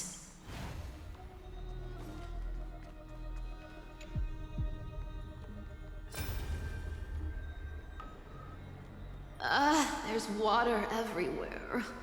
This place is always so wet and sticky. Even my tail's getting heavy. Plus that burnt smell. And that sizzling noise. Yikes. Nobody from Dolos could stand this. So you feel it too, huh?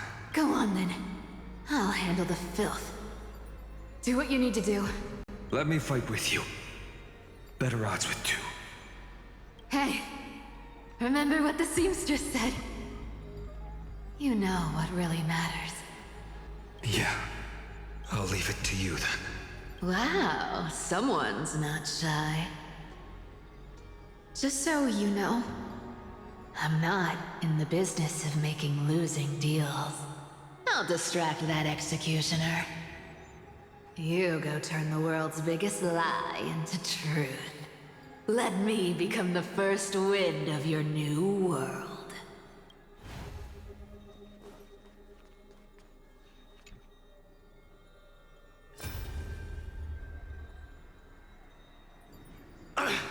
Just shut up and get out of here! Are you crazy, Mighty? Immortal or not, even if you're the demigod of strife. Oh, I'm still no match for them. No, I know you can. I just wanted to request that you witness the Era Nova with me.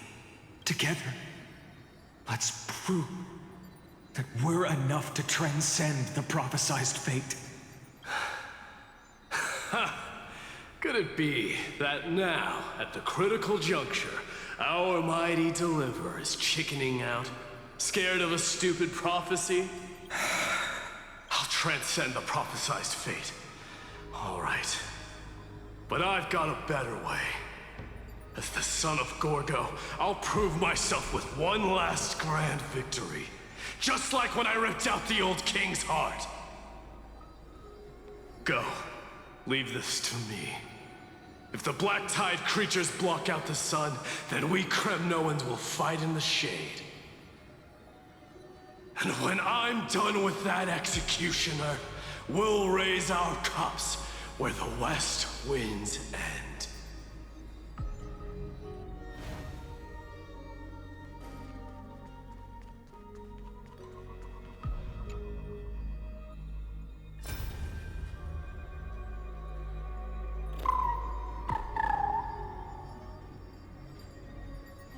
Hey, little one.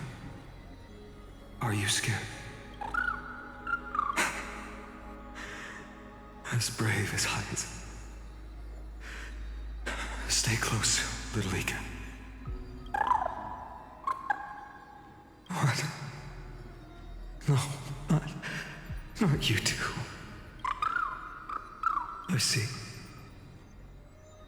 I won't squander your kindness. Your hopes. So please, keep this bit of sky standing for me.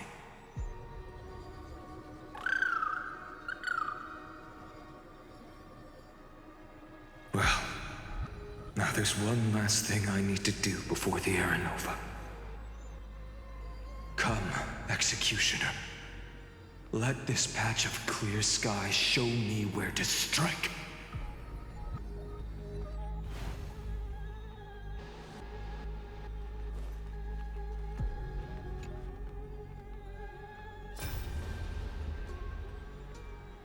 All shall bid farewell to one, and that person alone will witness the miracle. Such is the will of fate. So even the future revealed by the Titans may not come to pass. The Era Nova. This unrivaled masterpiece. I have no regrets now that I may entrust it to my most trusted apprentice. Are you saying? Fate is ever unassailable. The golden threads tell me the black tide rushes toward the vortex, ready to swallow this place. I must weave the last of my humanity into a net to hold back the deluge. I shall have my final bath in warm and radiant gold. Now, the hour of fulfillment has come. Forgive me. I must snip away every risk to weave the strongest future for the new world. There is nothing more to say. We part here.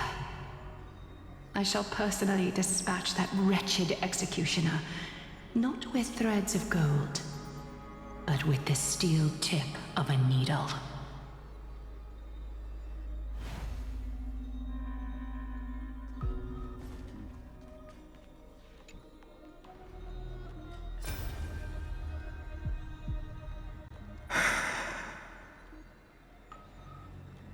Dreamy, look. We made it to the vortex. That prophesied future. The flower fields where the west wind ends. Era Nova. We're so close now. You can't speak anymore. Please. Allow me to pause just a moment before I keep my promise. Let me answer your cruel fate by tearing that executioner's heart from the void.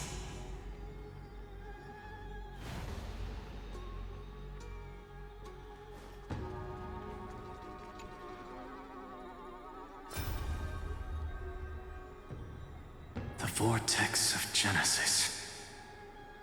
The last time I was here, I was returning the Coreflame of Reason. I didn't have the time to observe it in too much detail back then. But a holy sanctuary of the Titans. Looks more like their frozen crypt to me. Well,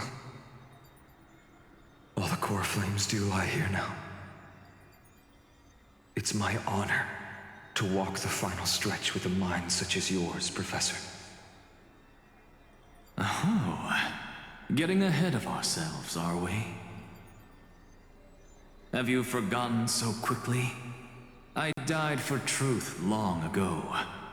What walks with you now is but a thought in your mind. Of course. How could I forget that? But I'll say the same to you. It's my honor to walk this final stretch with you, too. Now go. Stand tall and finish your final task. Yeah. Just leave it to me. Time for that wretched executioner to pay what they owe.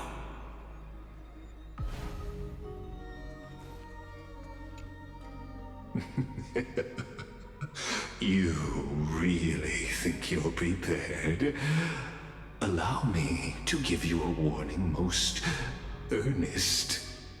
Once you see what these memories hide, the world's course will be forever irreversible.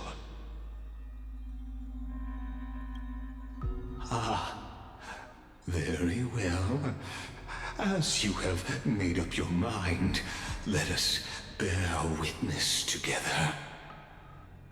As the sole audience of this eternal theater, I have been rapturously awaiting your arrival, and this, too, is the very reason I must show you everything.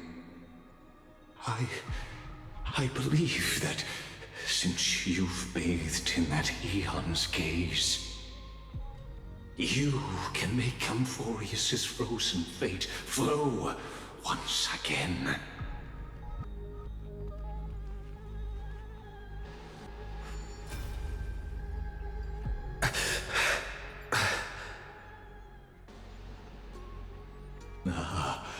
Feeling a bit lost? As you now see, this scene marks the final act of the drama Amphorius. The final eternal recurrence created by this man's hand, and the last one this world shall undergo. Behold, at the swordsman's side stands one he has sometimes called companion, other times comrade, that nameless hero absent from the annals of history. He is the swordsman's ideal in his youth, the deliverer that guided him resolutely onward through fantasy. And now, in the name of the Nameless, he has become an essential and inseparable part of the epic of Amphorius. And this time, under his guidance, what choice shall the hero make? Whither shall the fate of the world flow? And what is the ultimate truth of the nature of Amphorius? There are many mysteries yet to be unwound, but if I may, allow me to temporarily yield the stage to one far more fitting. Please put your hands together and give a rousing round of applause for they who will reveal the answers and bring about the final end of the 33,550,336th flame chase journey. The master of the countless memories we saw, the other important actor now stepping into the vortex. They who have already burnt their own self to cinder, the Flame Reaver.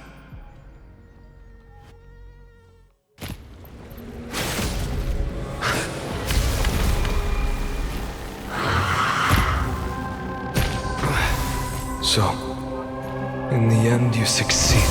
Executioner. With my flesh as kindling, like the first dawn of the new world. The time has come to once again start everything. Facing death, yet finding life. Torment and doubt, farewell. In this, I will watch over you and guide you on your path. No other choice but forward. The future will come. We can do it! All will one day die. Give me strength! Thank you. I can still keep going. Mimi! Torment. Mimi! Existence is of no consequence. For tomorrow! Return to the great It's of tree. no consequence. Fiends or devils, I'll crush them all! Fury of innumerable core flames consume me. Answer me. Will you be the blazing sun? Even if all creation burns to ash. You sun, tear the sky!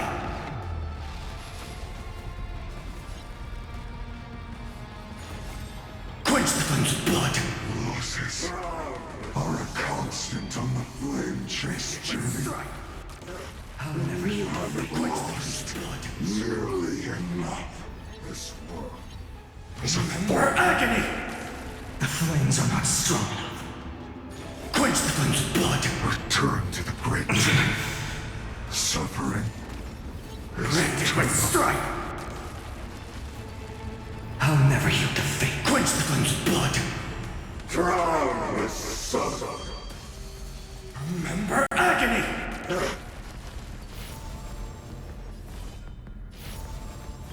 Empty shell! Agony. Hail the new dawn! Agony. This ends now. With your corpse. I'll ignite the dawn!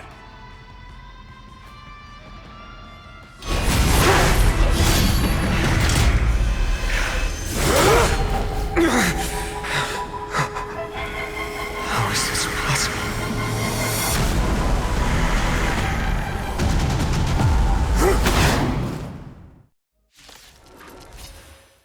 The sons of destruction, now twinned. Feel them set your blood ablaze. Your fury. Facing certain death, yet finding new life. Torment and doubt, farewell. In this, mortals, I will watch over you and guide you on your path. For tomorrow! I choose you. Scorn. Trust me. We can do anything! Get there! Mimi! A future will come! Serenity is before me. Fury of innumerable core flames consume me. You sun, tear the sky! Agony. Quench the flame's blood! Is that all? Branded with strife! Burn the yoke. Quench the flame's blood! Suffering is For eternal. agony! Is that all? Quench the flame's blood! Is that all? Is that all? Branded with strife!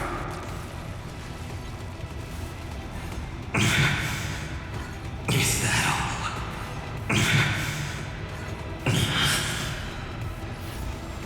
Hail the new dawn!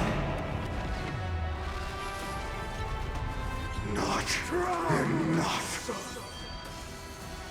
This form shall fuel the fire. Burn, agony. Burn unceasing. Olympus.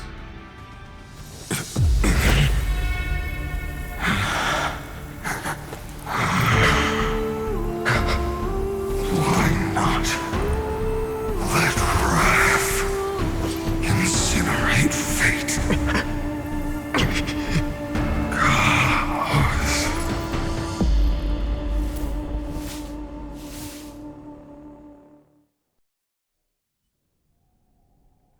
At last, Amphorius's fate has begun to shift. Just as I foretold, your arrival will change everything. After all, you've also been bathed in that Eon's gaze, which can awaken the long-dormant instinct inside a man. Much like that scepter we spoke of earlier, it was only under the same Eon's glance that it was reborn. That's right. If you recall, I mentioned it at the very start of our play. The celestial body neuron, once belonging to the erudition, abandoned by the Eon. Now, allow me to reveal the final piece of the puzzle for you. The eternal land, known as Emphorius, is nothing more than the scepter's endless, lonely extrapolation. A bottomless well of fury, aimed at the god who cast it aside.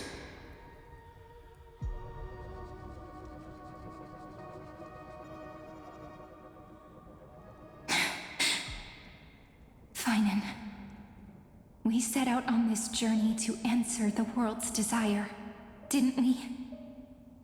That's what it means to be a Chrysosaur. So has it always been. Then why? Why must Emphorius' wishes be so cruel?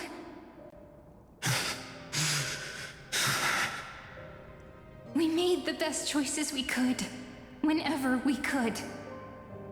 But in the end, the prophecy that led us, this black tide swallowing everything. Why does it look like this? You see it too. Those burn marks. The flickering cubes. They're not a tide at all. They're more like a shattered teleslate. Standing here, the voices of Titans have never been clearer.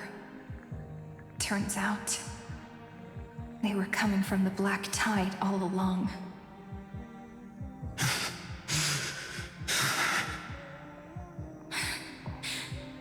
Is that Emphorius crying? Or maybe it is screaming at its creator, at its god. Finan, do you still remember when I was little? I had a dream. A dark, cold room with nothing but Orynyx's curtain glowing like crystal. The curtain seemed to contain all of Emphorius, where strange and fantastic dramas played out within. There were countless versions of us, from countless different worlds. Perhaps it wasn't a dream. Yeah. As I gaze out at the world before me, those sorrowful thoughts have become reality. So, this is the reason the sky was sealed. Emphorius is merely a larger ID Silicii. We are just characters in this tiny world, following the prophecy, stepping onto the same journey over and over. What then is this so-called Era Nova? And what are the spectators watching all of this truly hoping for?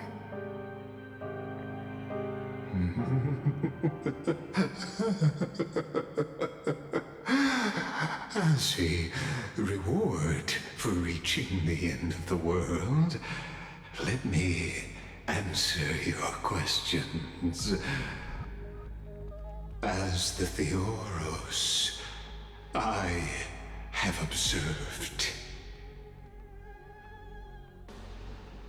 Thus is the synthesis of the prime mover of life formed.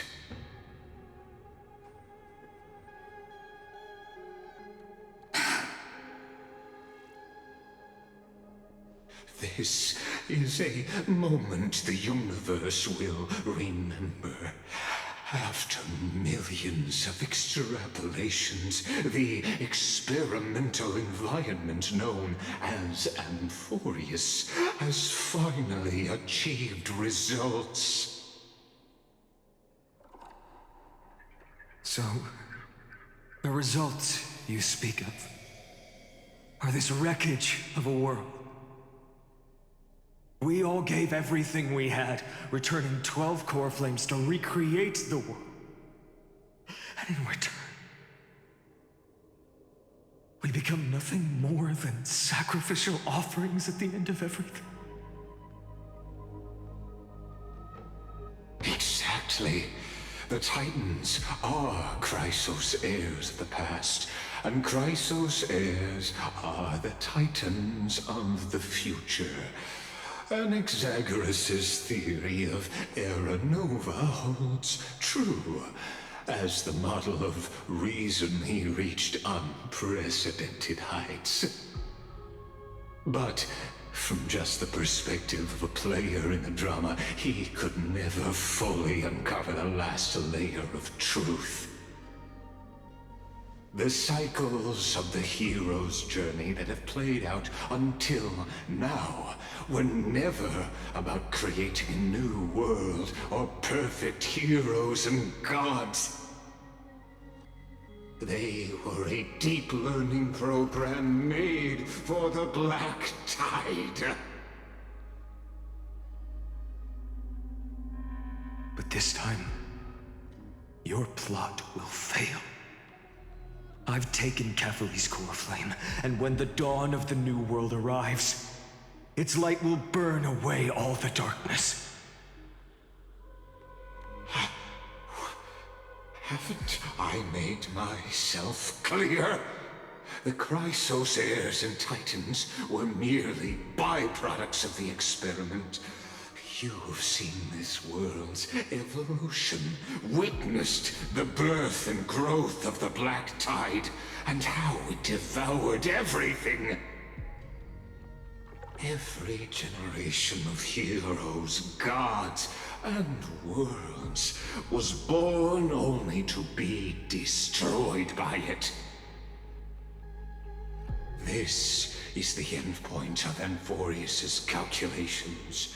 A perfect equation of destruction. So in your eyes, all the sacrifices are just a string of insignificant numbers? Don't sell yourselves short. I'd say, rather than numbers, you're more like fuel for the fire.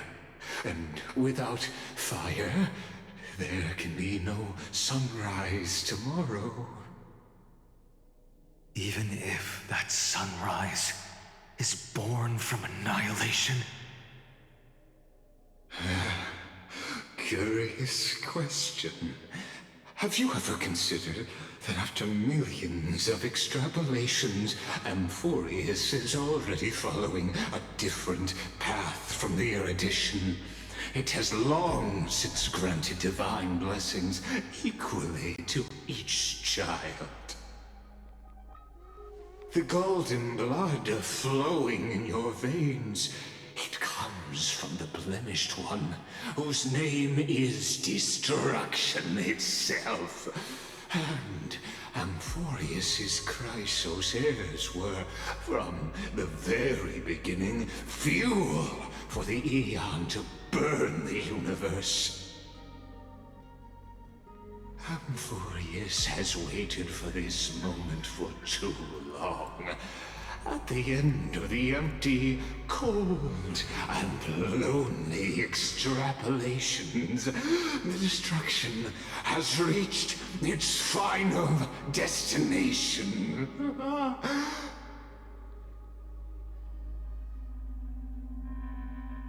Nikos 496. Philia 093.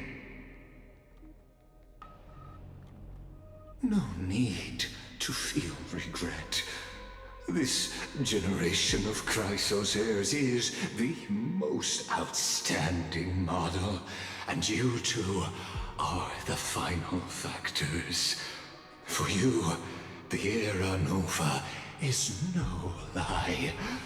Just step forward, embrace the Black Tide, and accept the Aeon's gaze. You will come to life from a string of cold numbers. Along with all those who have passed, you will run toward the real universe, fulfilling Amphorius's long-held wish. In the name of the Lord Ravager Iron Tomb, unleash its fury and destroy the source of all this tragedy. Or we could always choose another option.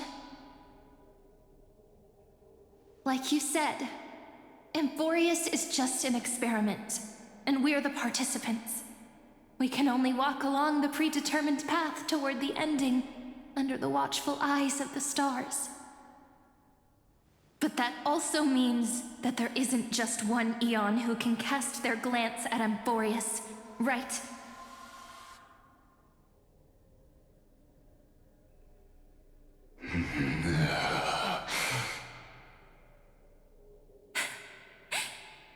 Is this question really that hard to answer? Or did I guess it right? And in reality, this world has already been under the watch of other eons. It's strange when you think about it. If you just stayed back, watching us complete the ritual and get consumed by the black tide, your goal would naturally be achieved. Why go through the trouble of explaining all this to us?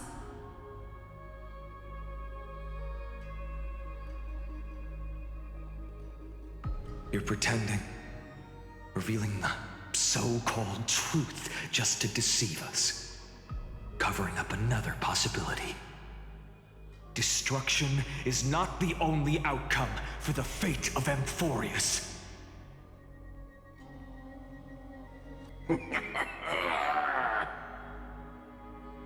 Do you two really think, as petty little demigods, you can change the outcome written by the stars? What makes you think you're capable of doing that? A little courage and determination. Just kidding. The answer is pretty simple. But we're not gonna tell ya.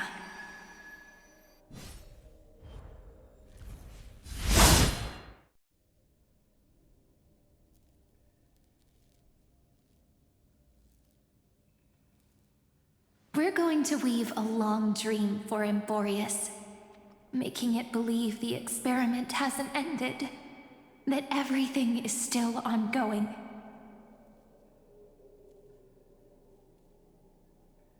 With just Orynyx's power, though, it should be impossible to achieve this, right? Yeah. So, I can only place my hopes on that childhood dream. And the god behind Orynyx that appeared in that dream. Now, I can say with certainty, time is the page on which that Eon records Amphorius. If it fades from existence, and all that it records is lost among the stars, that Eon will surely direct their gaze here. And it will be a glance that spans time and space, granting each incarnation of me the power to reset time, imbuing my soul into this ceremonial blade, and creating an endless flame-chased journey. I understand. Then let me step into the cycles and continue Amphorius's grand design. To deceive the gods, deceive the world itself. But to make time vanish from this world, that would mean you.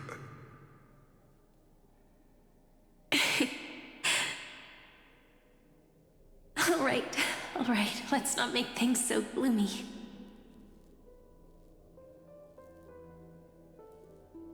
What we're about to embark on is the true hero's journey. So, come on, cheer up a bit, okay? In that memory, you will definitely meet me again.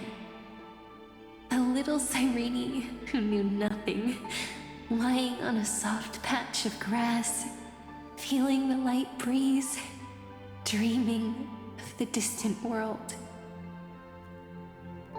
Tell her about the flame chase journey, and then let her become a romantic part of this story. I believe every Cyrene will make the same choice, erasing time again and again, resetting time over and over. After all, they're all me, and I will always have my charm.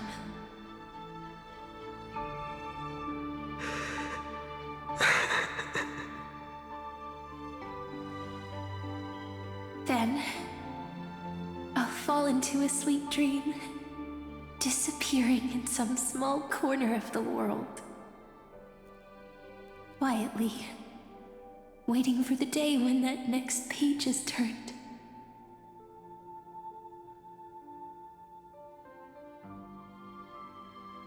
And I will keep going. Even if the road ahead is dark, I will burn myself to light the way. Rather than let the core flames become nourishment for the Black Tide, I'll become their vessel to prevent the arrival of Era Nova. Even if I have to burn through my own body, it's no matter. As long as I don't extinguish, the flame chase will never end. Until Amphorius welcomes a true dawn. The girl who watches over time, and the warrior who carries the world. Now, let us fulfill the duties of time and world-bearing. Honor the past and forge ahead.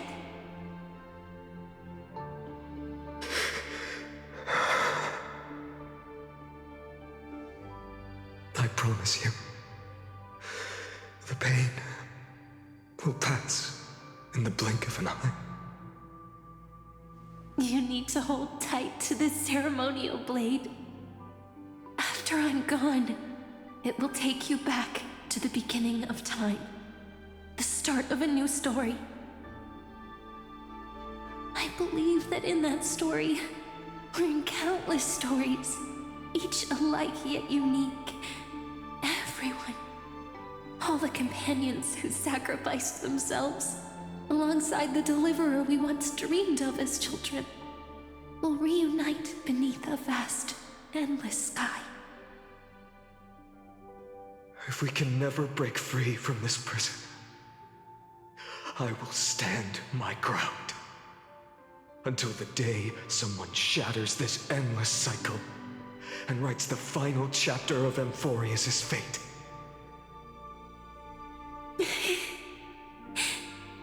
So, let's set out. We will be the ones to start everything.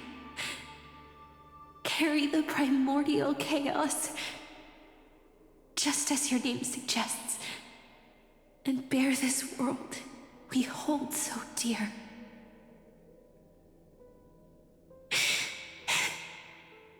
So long, Caslana. As the Theros I have observed, destruction of synthesis is formed.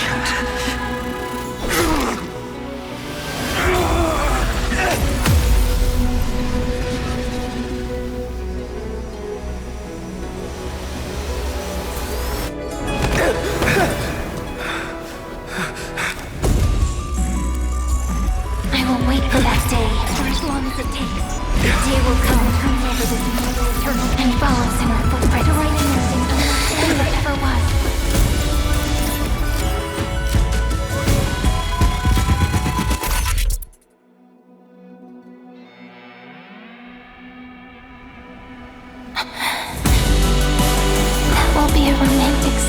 like none that has come before. You think so too, right?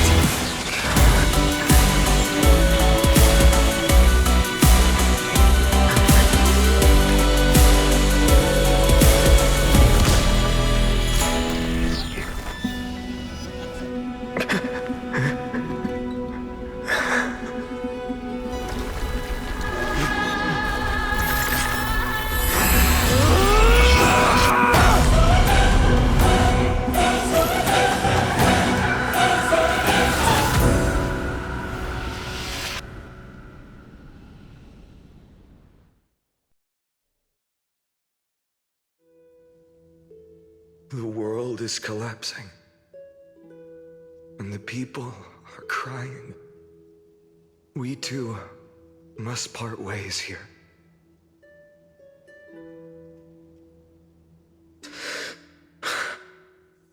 Friend.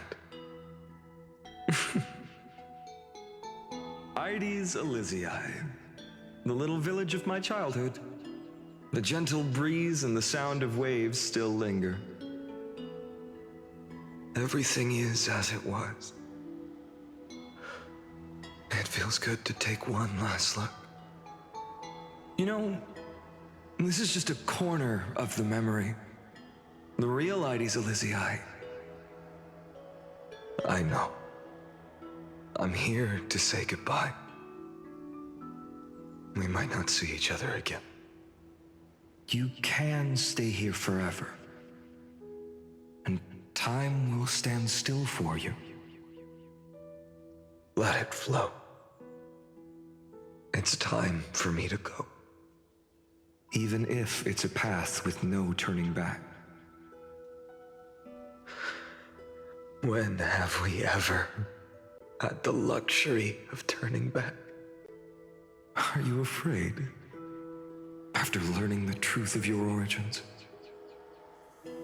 Will you see the motivation I gave you as the manipulating whispers of destruction?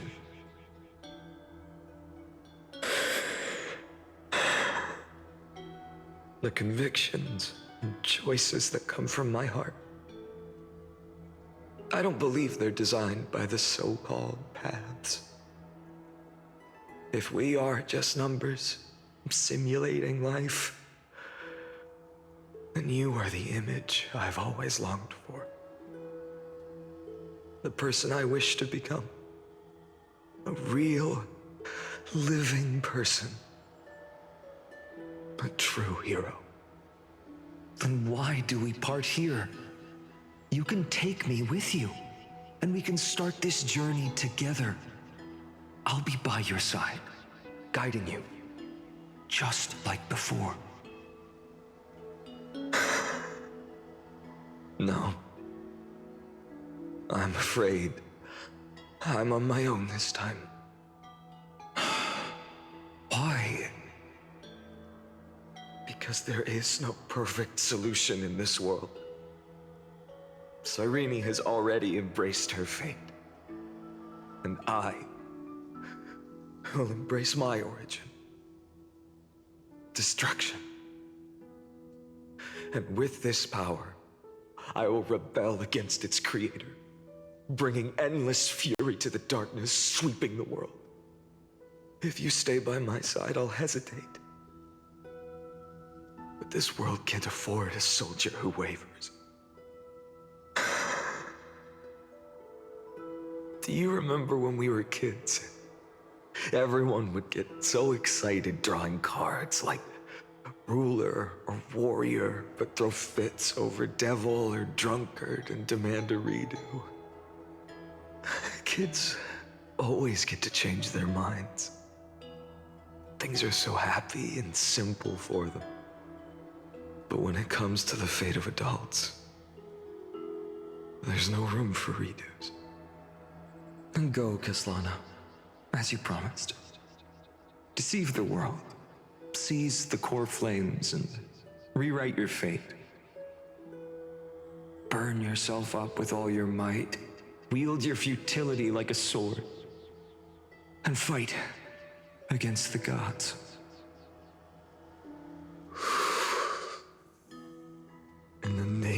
of world-bearing, I promise you. Kefali will never forget this.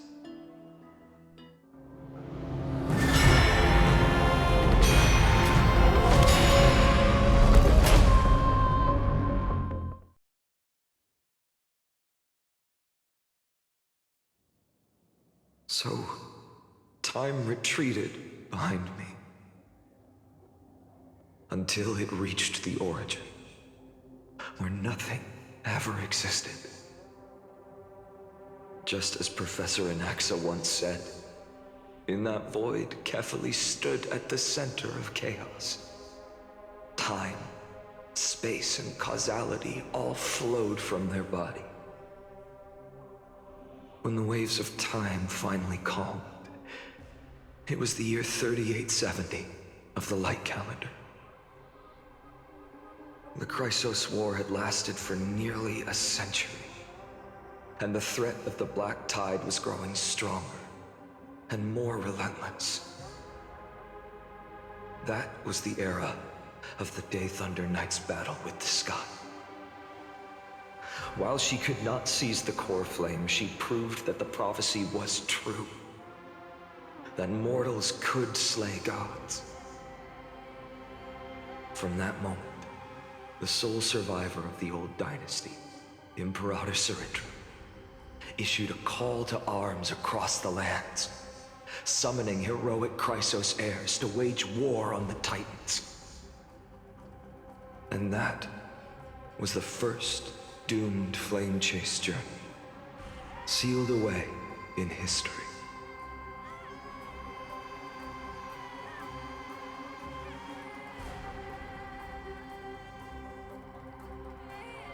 So what you're saying is, you've traveled back down the River of Time, finally reaching this untouched seabed just to tell us the flame chase journey and even all of Amphorius are nothing but illusions in an eon's dreams? Exactly. So, Dux Gladiorum, please take me to meet Her Majesty Sarindra. I must share the truth with her. Since Her Majesty's not here, no need for formalities. The word Gladiorum always reminds me of my fallen homeland buried deep in the depths. Call me High Sealans, Nameless Swordmaster.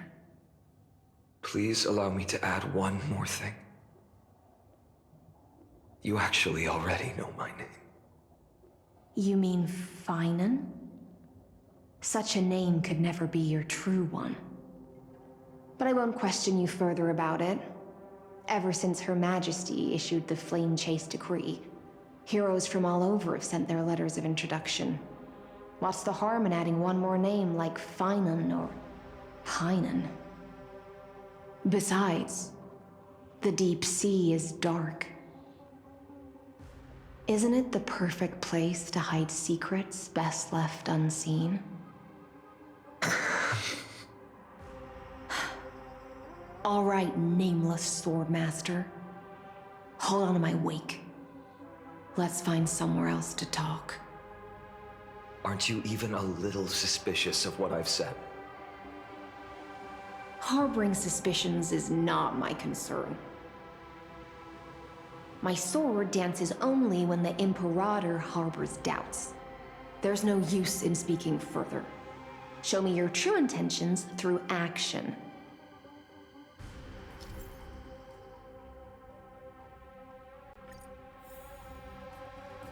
Perhaps you should demonstrate your skills and calm the raging black tide for us.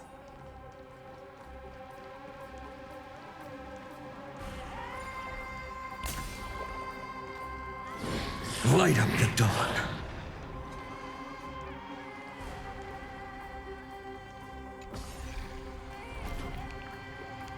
Oh. Nice moves.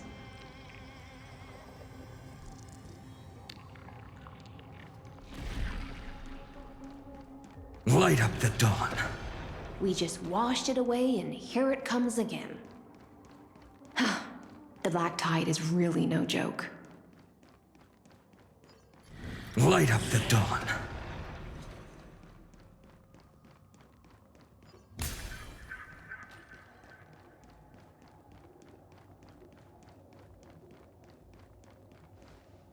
The waters end here.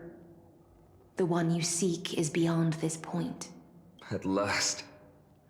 I can meet with Her Majesty Saridra herself. Are there any formalities I need to observe? Don't kneel, don't do the hand-kissing or foot-kissing gestures of the old dynasty, and most of all, don't bow. The Imperator despises such rituals, especially when the heads of those taller than her bend beneath her crown. She really is down to earth. The second thing to note, only trusted ones may come near her.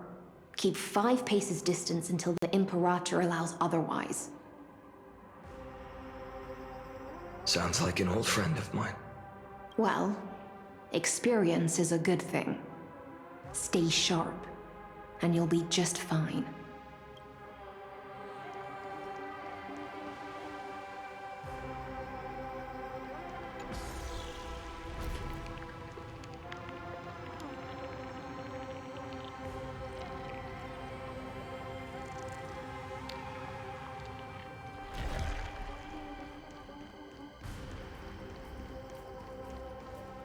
Duck's Goldweaver, little hostage.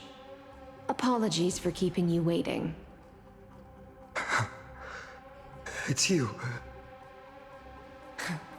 You know them? Good. That makes things easier. Before that, I'm more curious about one thing. Where is Her Majesty Saridra? To avoid any misunderstandings, nameless Swordmaster. Although we spoke and laughed along the way, I never said you were entitled to meet her. The Imperator decreed, the Deliverer will not appear in this age. Be wary of suspicious individuals. Come now, both of you. Let's finish our job.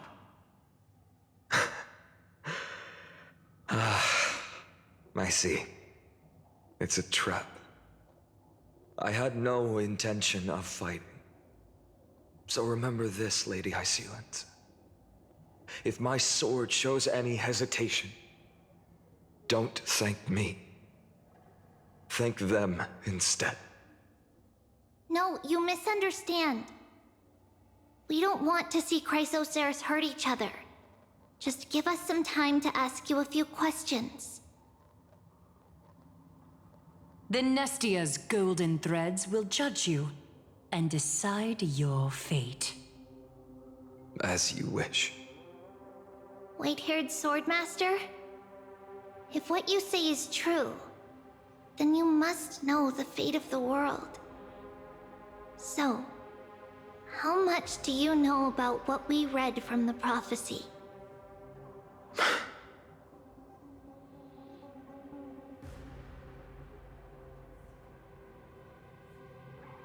You shall shatter into 1,000 fragments and wither in the soil of foreign lands. Is that correct, Lady Treby? How? How is this possible? He got it right? Yes, but the prophecy never mentioned he'd appear here, at least not in this era. You must listen to me, Aglaya, Treby. The Finan of this world has not yet been born. In a distant future, he will follow the prophecy's guidance and appear before you. But do not seek him out, because Era Nova is a complete and utter lie. I will tell you the truth, and you will understand why the world must forsake the prophecy and find another path to Era Nova. Because I know both of you, and I believe that no matter how the course of history may change, the faith we all share will always remain the same. And so, the layers of rock began to reverse, and history wove itself anew. Through my old acquaintances, I was given the chance to meet the leader of the Flame Chase journey, Surritra. And after a long and arduous negotiation, we came to an agreement. The Imperator's alliance needed the destruction, and I was ready to pour all my strength into it. The spoils of the flame chase, the core flames, would be sealed by my hand. But the condition was this. In the upcoming battle, in our conquest of the Earth, I had to prove that my power could transcend fate. In the original history, there was a brutal war. At the end, the Titankin of Georios, Terravox, killed the rampaging Titan and took the core flame that supported the Earth. But this time, Amphorius encountered a turning point in its fate. Neither side suffered any losses. When I severed the Titan's head and raised the core flame high, the crowd gathered around the scorched remains of the god, roaring with joy, cheering for the hero of the destruction, who had ignited the faint spark of life for the first time. Yes, in that flickering light, the once dark path ahead seemed to become clearer. I proved myself, and in the long years that followed, I brought down the other Titans, one by one. I could do more than just wait. When time resets, the chance to change the world also emerges from the lines of history. Until finally, the brutal future revealed by Era Nova is reversed.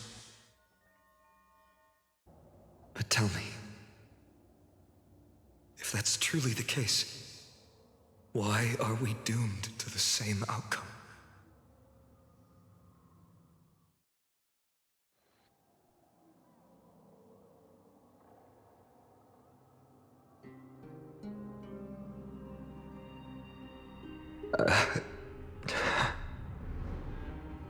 The people kept their promise and handed you all the core flames.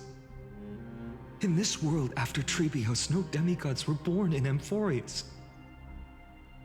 At this point, I just want to know. When they vanished into the black tide with their mortal bodies, why didn't you shed even a single tear?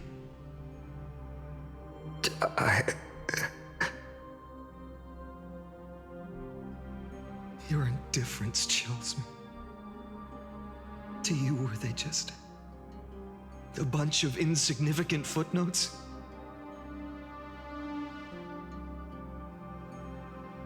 Sorrow has been my constant companion.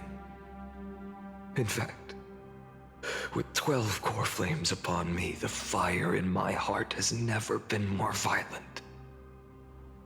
I'll remember this world through anger.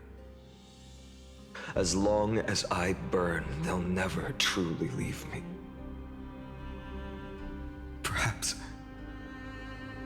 it's already too late. But you're right. Anger, at this moment, is the only weapon I can rely on. So, draw your sword, Executioner! I'll make sure you realize that your greatest mistake was leaving me alive!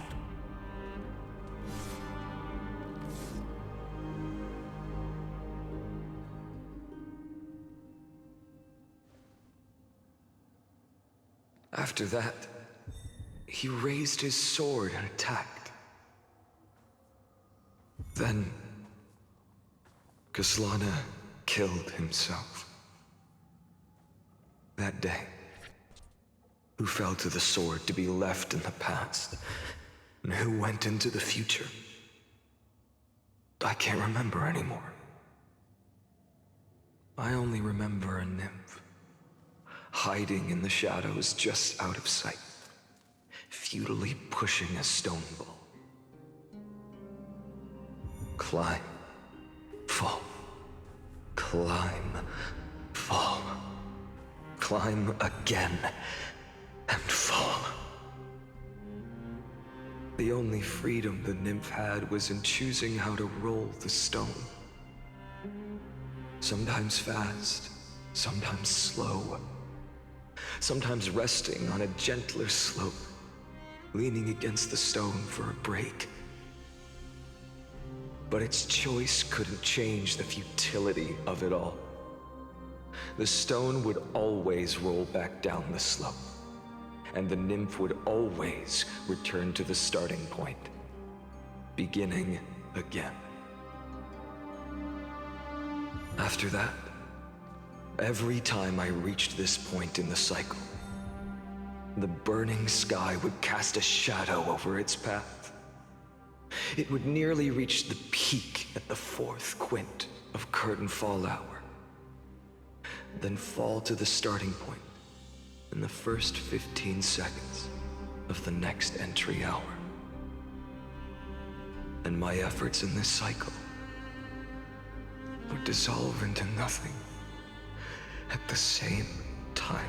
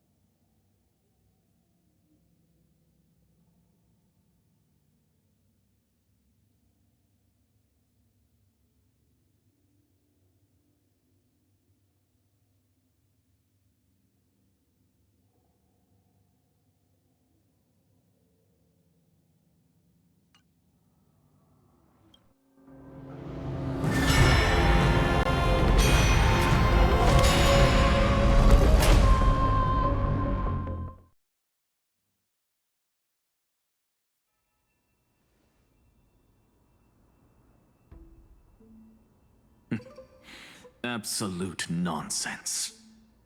I thought cycles was the answer you were looking for. No. It's just that the answer came so suddenly. There was no fun in tracing it back to its roots. Eons? Paths? What a load of nonsense. I can't give you an exact explanation of those two concepts either. Enough. I'm just expressing my frustration. Don't you understand? I was already expecting this. The black tide came from beyond the sky. And everything else is no exception.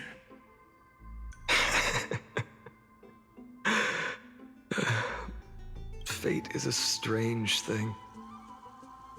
No matter how the details of history change, the Anaxa I know always remains as harsh as ever. If the other Anaxagoras actually worshipped the gods, I'd make sure to find a way to break the cycles and crush them in their cradles. Too bad. Now only you have the ability to do that. What's that supposed to mean? You're willing to help? Of course. The Coreflames were meant to save the world. And in my opinion, the noble Titans have no reason to refuse. Besides, according to you, Before stepping into these endless cycles, you were my pupil.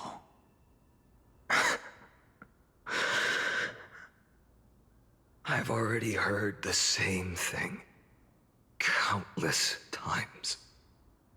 Enough chit-chat. Let's go. If we run into any other scholars, leave them to me. We've all made preparations for total annihilation. Never thought someone would step in to help. Light up the dawn. Light up the dawn. Light up the dawn. You've been to the Luminary Throne before, haven't you? If you're talking about in past cycle. Hold up. Keep your wits about you. Someone's watching us. Pretty boy, your eyesight's better than I thought. As for that false god who's been turning the world upside down, it's you, isn't it, white hair? You sure do love stealing the spotlight. In the name of the Seven Sages, I demand that you immediately step away from the Luminary Throne. This is the sacred ground of reason, and no one may desecrate it. Take my words back to Aglaya. I won't say the same thing twice, Catgirl. Oh my! You won't even call me the demigod of trickery. That is just heartbreaking. I have some words for you, too. First, as one of the most heretical blasphemers in the world, you have no right to lecture me. Second, this is none of your business, Grove Boy. Step aside. I don't want anyone getting hurt. Here we go. Again. Coreflame thieves. You really think you can scare off a sage of the Grove with nothing but empty threats? This gloomy little brat's got a sharp tongue. Ooh, not bad, not bad. I kinda like you. As a return favor, please come Cersei's Coreflame right here. Aw, don't cry now. That was close. I'm out of here.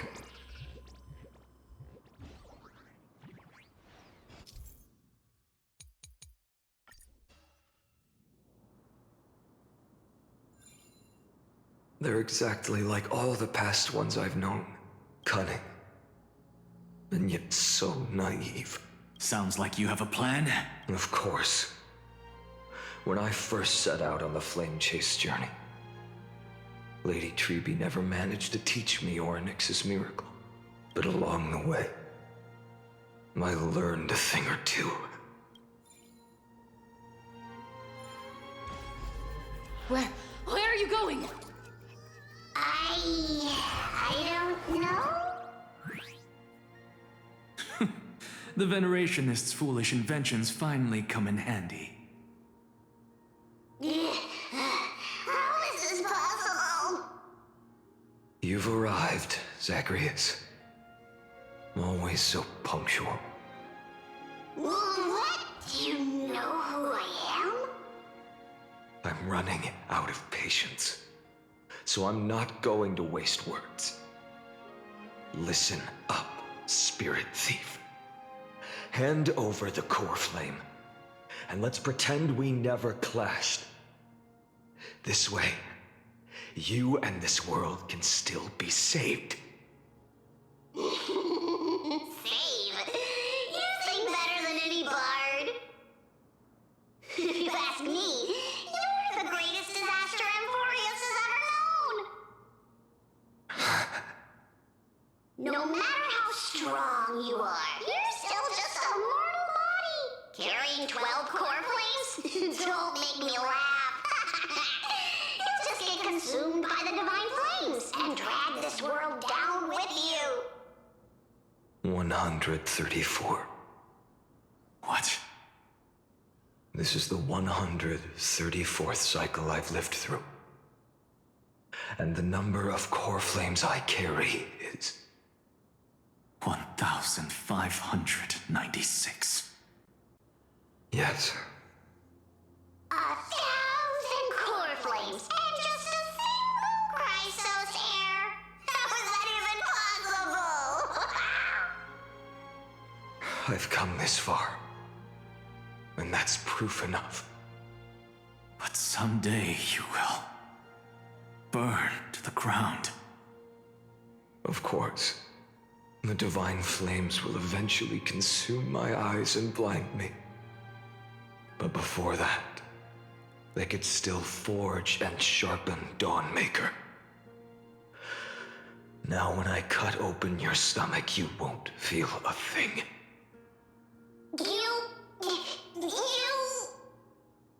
This is the final warning.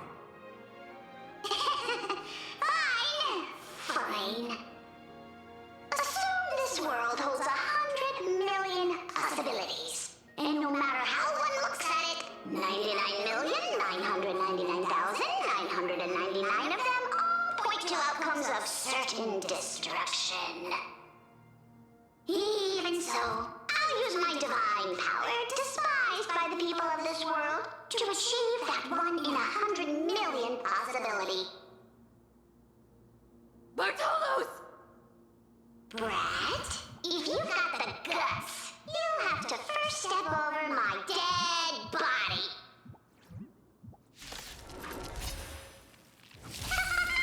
Cat-eared beef frogs! This little brat is not a threat we can deal with just by ourselves! No other choice but... Let me compensate you! For tomorrow!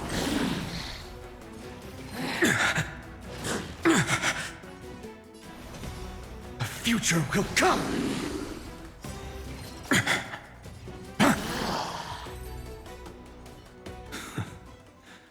How absurd.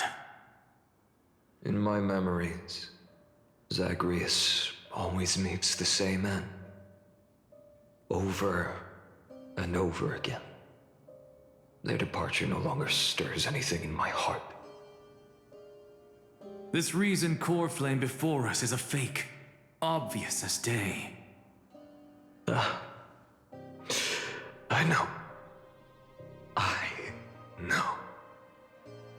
It always plays out like this.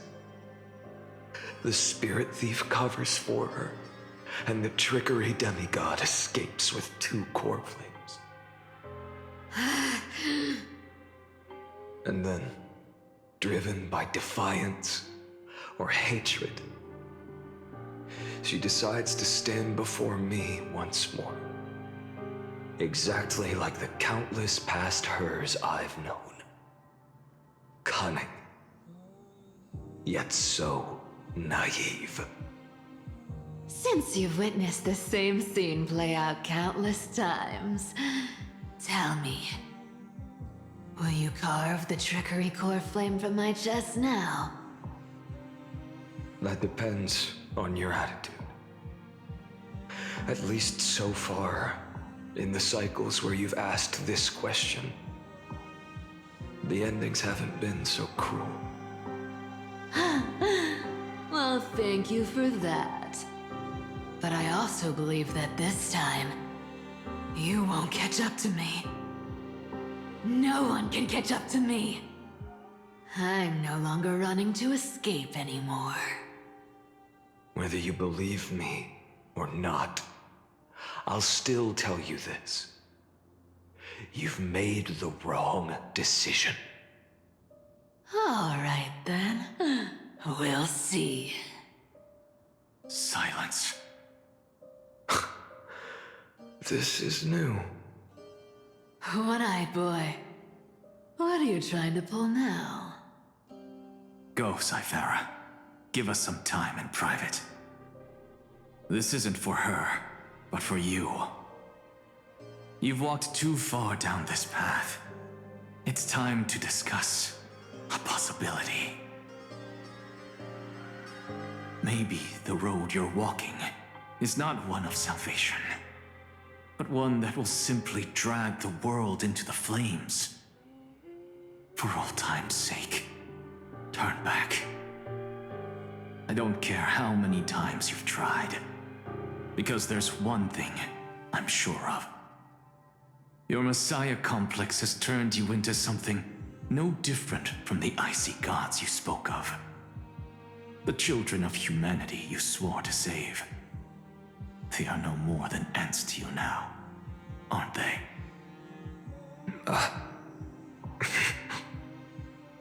Of course. I've been wondering, what kind of demon could burn my homeland to the ground in an instant without batting an eye? Now I have the answer. It turns out that fiery demon has been fantasizing of becoming this world's deliverer. I don't want to argue anymore. No matter what I say, the outcome won't change. Make your biggest effort to resist, or accept fate, and hand over the Coreflame to me. Even if it's futile, we all have the right to choose. Yes. Even if it is futile, and the world is just a divine joke. When I walk into the destruction ridden by the gods, with my own 2 legs, you will witness. Even the smallest footnote still leaves a mark in this story. And so, at the end of the 134th cycle, the Traveler and the Scholar fulfilled their fates once again. Or perhaps it wasn't just they who fulfilled their fates. I can't quite remember all this. In the endless darkness, for no reason, a voice always lingered by my ear. Losses are a constant on the flame chase journey, among which even life itself holds little value.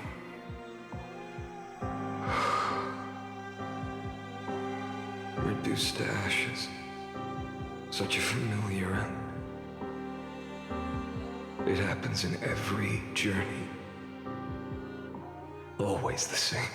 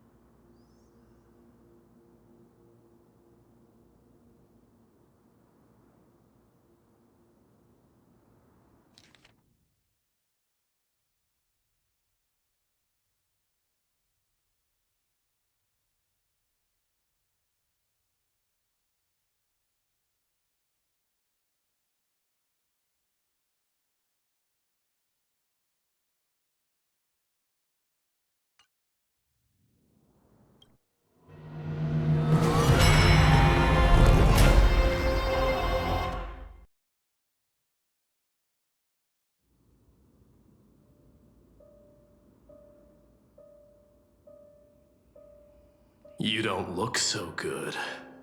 deliver. Even after going through 108,642 cycles. Mighty, your name for me has never changed. Why do you sound so pleased? It's a derogatory name. Yeah, I know all too well. You only meant it sincerely in the first cycle. After that one and only time we walked side by side. Every time since. It always ends up like this. Dawnmaker will stab you through your 10th thoracic vertebra. That's your weak spot, and the only way to kill you. Interesting. Tell me, when the mighty Moses of the past faced you, did they ever retreat? Never. Then they died honorably, worthy of the name of strife. But there's still tenderness in your eyes. How pathetic. I have to remember how this feels. Remember that I was once human. Or else the destruction will completely consume me. If you win, tell the mighty most of the next life. This person is a worthy opponent. So always remember to give it your all and never slack off. I'll keep that in mind. As always. Even though the dynasty is left with just one, the Kremnos festival will continue as usual. I, the king of the Kremnoan Legion, will host the final feast in the center of this arena, and the prize will be the flames of strife. One day, you shall die with a wound in your back. That's what I saw when I overcame the trial. The gods' dying ramblings. Enough. You've probably heard this thousands of times. So you must understand, facing the demigod of strife means there's no way you'll take this Coreflame in peace. I understand. Step forward and face me in a final battle. I, the last son of Gorgo, the demigod of strife, salute you. I'll give 10,000 scars and 10,000 lives of mine to fuel the blazing sun of deliverance.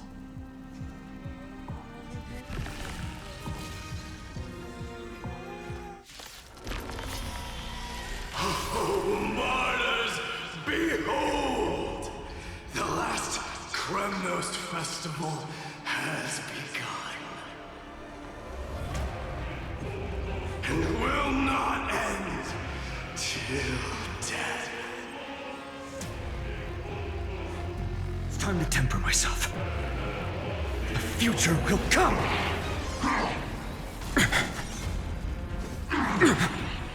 Conquer this world, or be conquered by me. As you wish. And in my full glory, I salute you. I'll never have to faint. That's all I ever wanted. Quince's blood, Lord.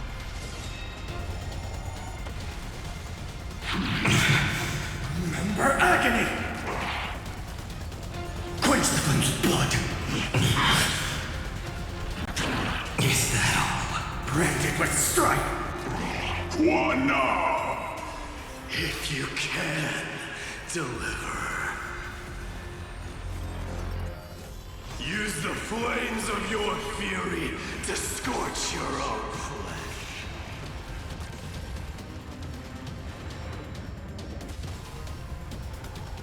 And boom! Quince's blood, Doja! Kilios! Branded with strife! Sun, tear the sky! Feel the scorching heat. Empty shell. All stars burn to ash. So without substance. Hail the new dawn.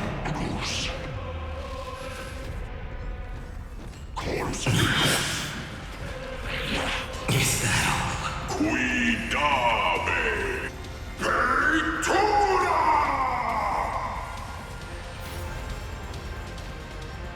Not the Evernight!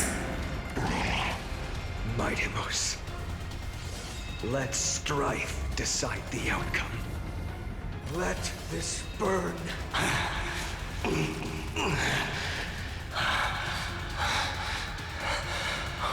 Well fought.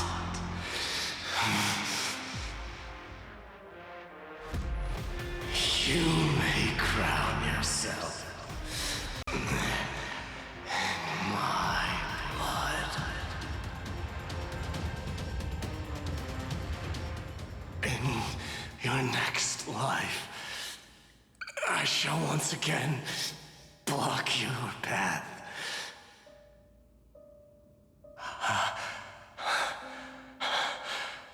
Deliverer, I wish you eternal victory. The 108,642nd Coreflame of Strife fell into the fire. Yet the shadows of the black tide still loomed, and pain and despair spread across distant lands. The blaze was still not enough. It had to be fed, even if it meant burning this body to ash.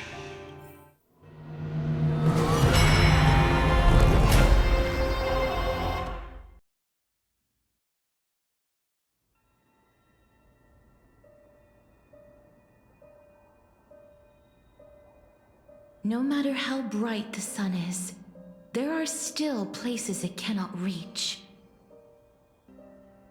Moreover, the sun you bear is both cold and blinding. A sun like that surely cannot bring warmth to the nether realm of the next life. Golden blood is born from the destruction. We have long since lost the right to seek warmth. Only by feeding the flames can we melt that hopeless future. Allow me to ask, how many core flames do you carry now? 24,041,183. Such a heavy burden.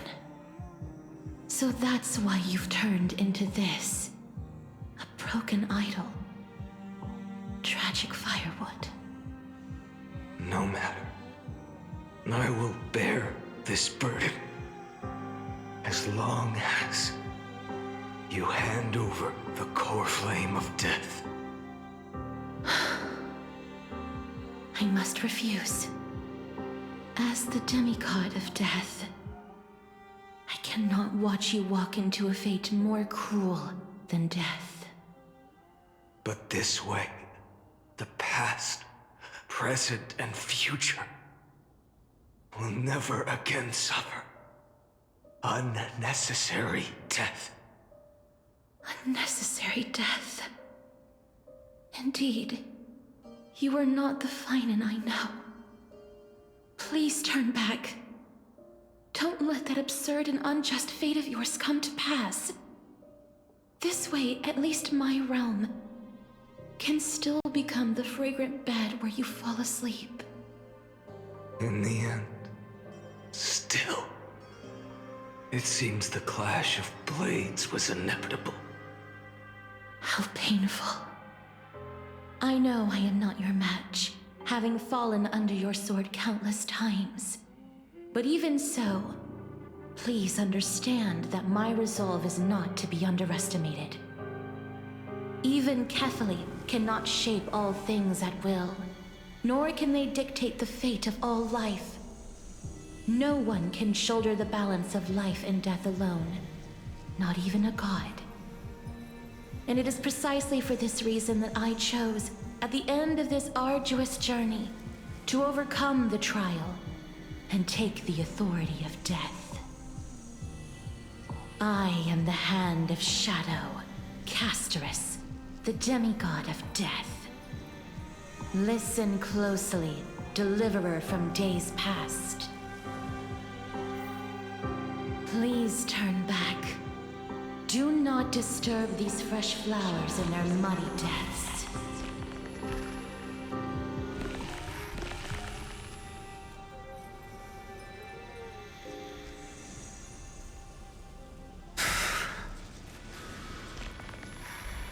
What?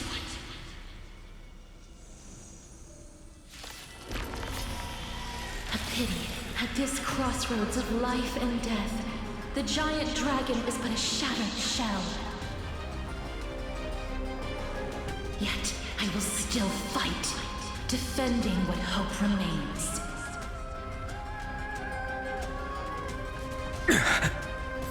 It's time to temper war tomorrow!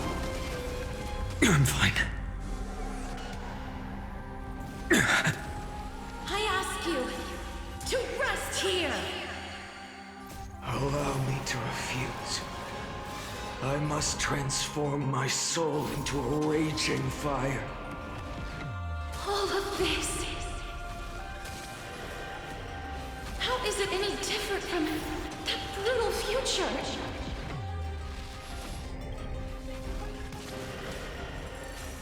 I can't keep him here. You sun, tear the sky! All stars burn to ash. So without substance. Even if I can't win, I must try.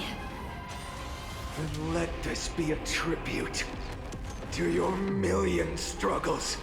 Fought. Wake up, lost one. See that the firelight in the darkness is not. The Coreflame of Death was taken from the dragon's belly. What a brilliant flame. It should shine upon all, light the path ahead, and illuminate the dawn of Amphorius that's to come. 2,003,432 cycles. 24,041,184 core flames. As if even the deepest abyss of primordial chaos could be burned away.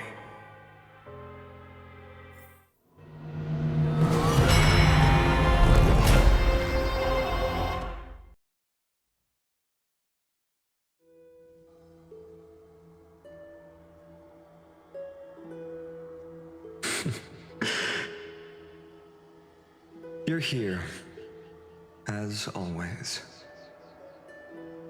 You're still lingering, deep within me, never fading away. Because you haven't completely abandoned hope. Am I right? You're still waiting for a miracle, for the true hero to come and save us.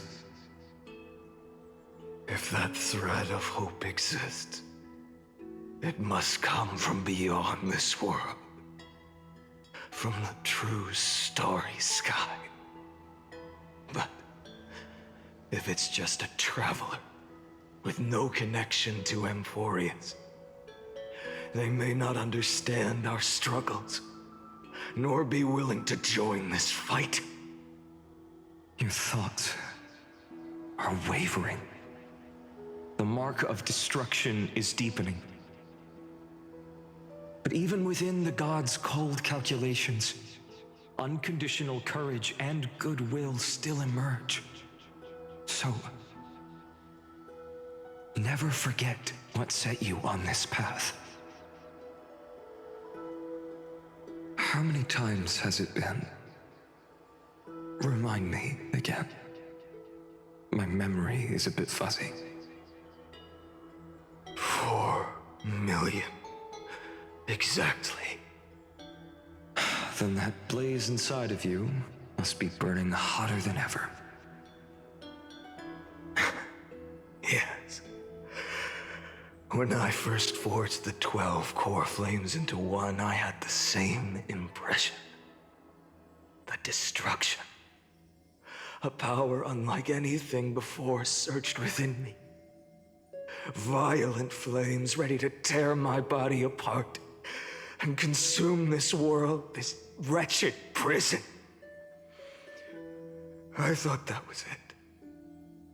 The ultimate power which nothing could surpass. And yet now, this fragile body holds a staggering 48 million core flames. I suppose it won't be long. Perhaps just a fleeting 10,000 years before it's reduced to nothing but charred, crumbling bones. And when that happens, your long struggle will finally come to an end. No. I've already found a way to keep the cycles going. Mind sharing it with me? In every new cycle, a new me is born. All I have to do is push the next Finant to the end of the world. And then...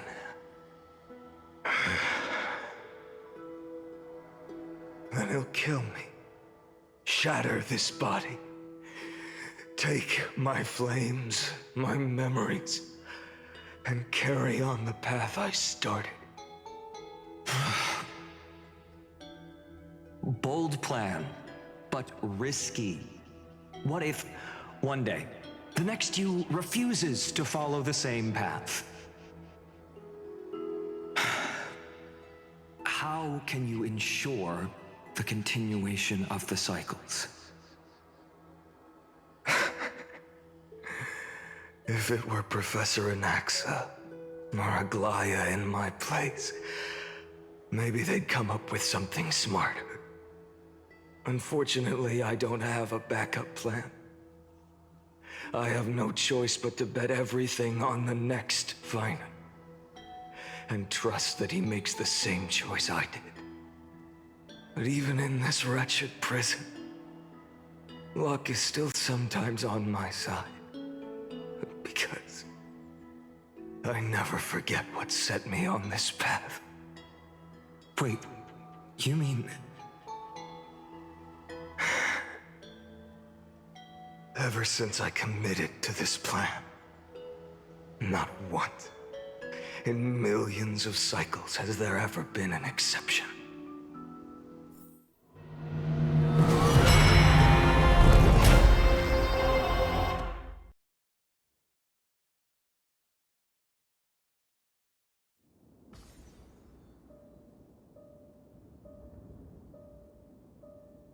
I can do this, Lord Finant. As the demigod of the sky, a healer of Twilight Courtyard, I will heal you, and then... The black tide. It's consuming you. You can't hold out much longer, demigod. Hand over the core flame. Let's put an end to this suffering. Now, that just won't do. A healer should stay composed in front of those suffering from illness, shouldn't they? Hyacinthia.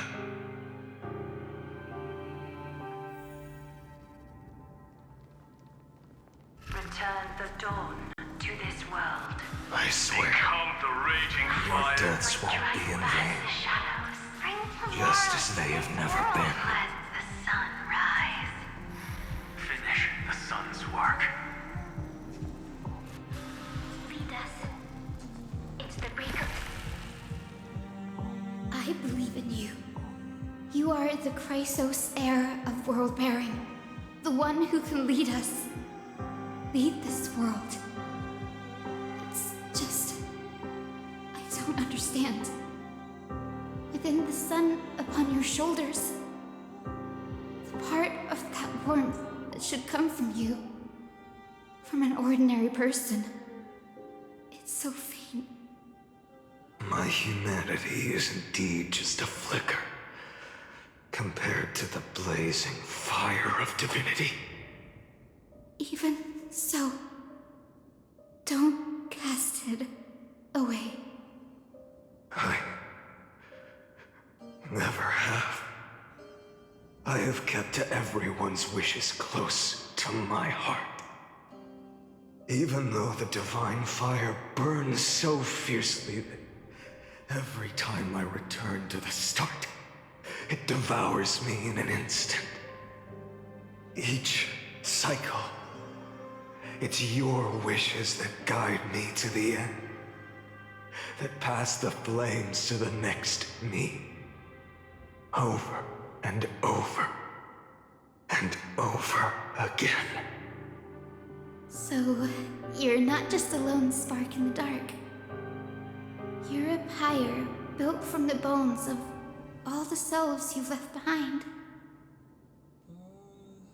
But what about you? What about your wishes? The wishes of all the countless versions of you? Lord Kazlana. So that's how it is. Without flaw. That is the flaw the golden blood gave you. The most fatal flaw of all, isn't it? The moment you took the world upon your shoulders without hesitation. You lost the chance to ever be yourself. Now that is an unexpected revelation. Then I suppose that makes me the perfect fuel for the flame of deliverance, doesn't it? No. An empty flame saves no one. But I still believe in you, Deliverer.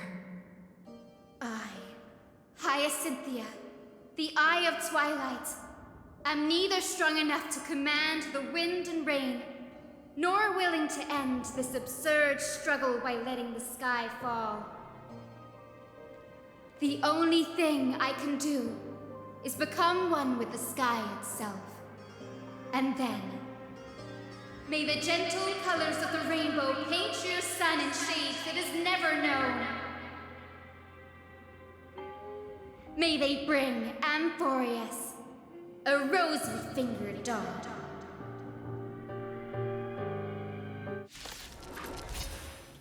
Though the light has grown dim, its warmth still lingers. Deliverer, please, open your heart to me. No matter. Let this blazing sun fill the sky with golden fire. Remember agony! It hurts. The fire. Burning.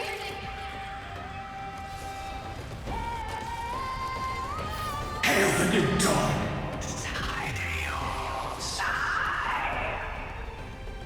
Empty sight! You sun tear the sky! Lost in twilight! Chaos! Quench the flame's blood! Remember agony! Hail the new dawn!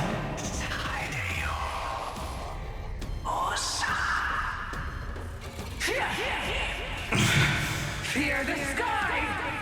Let the sky merge with all this world's suffering. Feel the scorching hatred. Empty cell.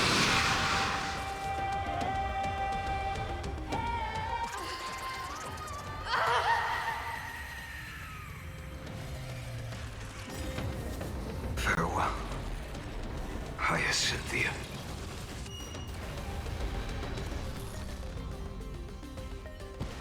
Yes, your sun burns hot enough to turn everything to ash. But tell me, how will the seeds of a new world ever take root? The core flame rose. The sky fell. The 23,570,000th cycle came to an end. And this time, the end of the flame chase remained the same as ever. From the horizon rose a golden color unlike anything the world had ever seen. So pure it consumed all in its path. This was the end of the world, and the start of the next. For a moment, I saw the destruction of the universe. That being known as Iron Tomb, its will to break free from the black tide burns fiercer than the blazing sun. Is this Amphorius's wrath? If its choice has already been made, if fate is set in stone, I will still never yield to it. 23,570,000 cycles. 282,840,000 core flames.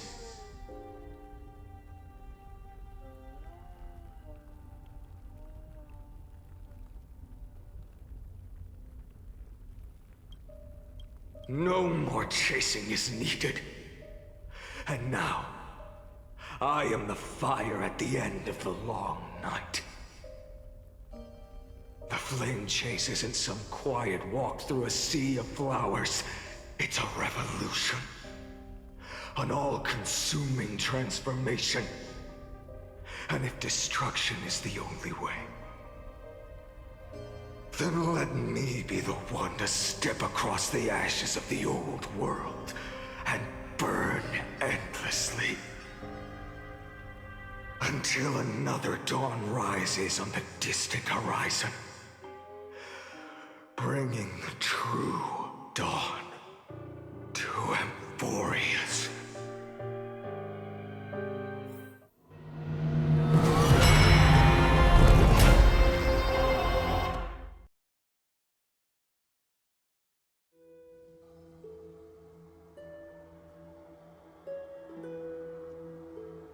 $33,550,337. This is the cycle you're about to enter.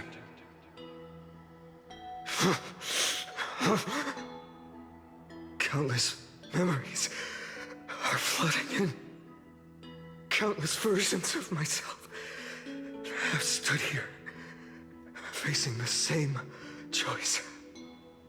They all needed a moment, just like you do, to stop, to breathe, to process the weight of 1,000,000 lifetimes worth of sorrow, pain, and struggle.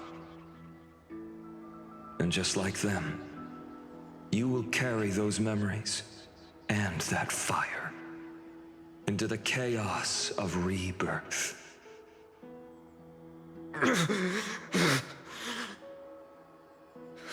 I must go and bear this burden. I must say goodbye to you, and then fight the destruction with destruction. Yes, that's always the decision you make. I will burn and fade away. I will become the Flame Reaver of this life and keep my promise to Cyrene.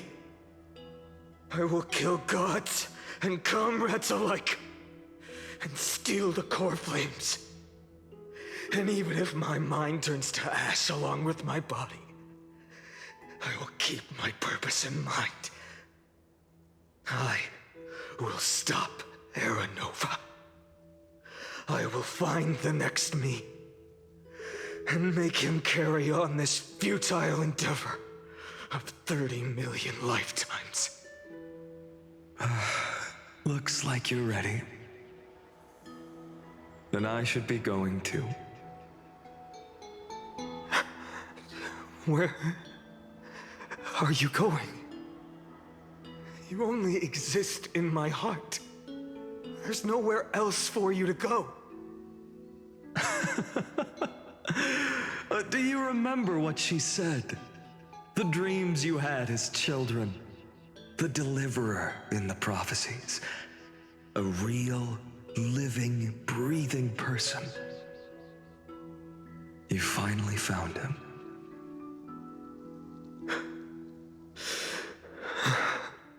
Friend.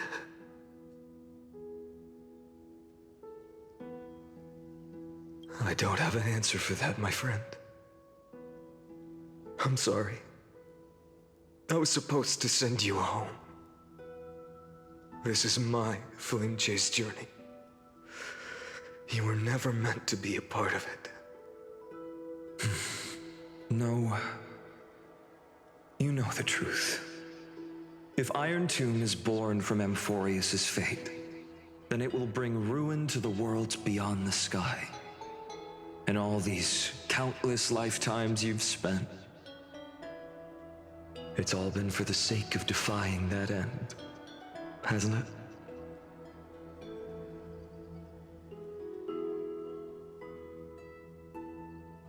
In millions of cycles, I've said goodbye to each and every one of you. Yet nothing ever changes. Each time we speak, our words grow fewer. Your fire burns hotter, and you're getting closer to becoming pure rage, a vessel of hatred.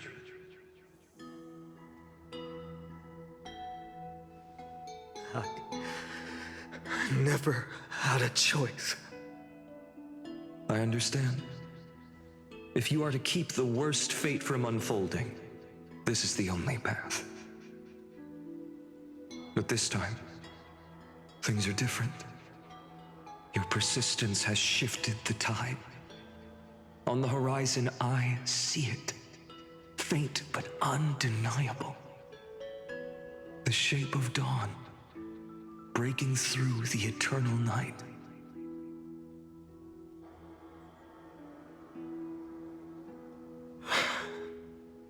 Turns out, the fire that lights the way was never mine to begin with. Do you remember, in that first timeline, you and Mightymost stood before the scales of justice, locked in a duel? Each of you weighing what you held dearest. What weighed more than the fate of the world? And when hesitation took hold, the answer you sought from me. What am I saying? I am you. Even if you buried me deep and chose another path, that fact never changed. Then let's try again. When you stood before the scales in hesitation, the answer you found in your own heart. Do you still remember it?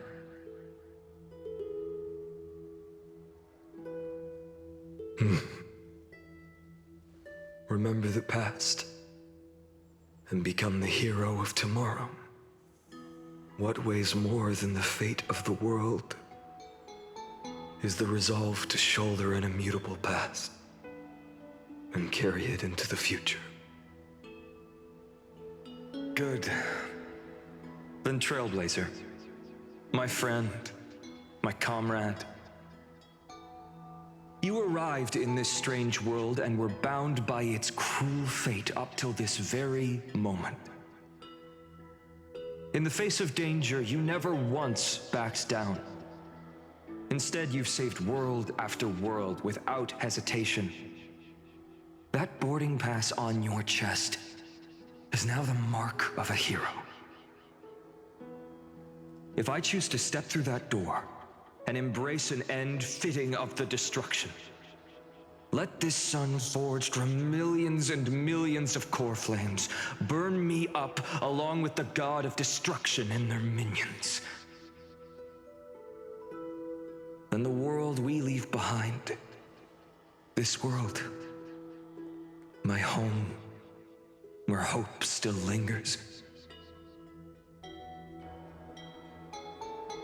will you take on everything we've carried? Return to the beginning one last time. Stop the birth of Iron Tomb, save the world we love, and rewrite its doomed fate.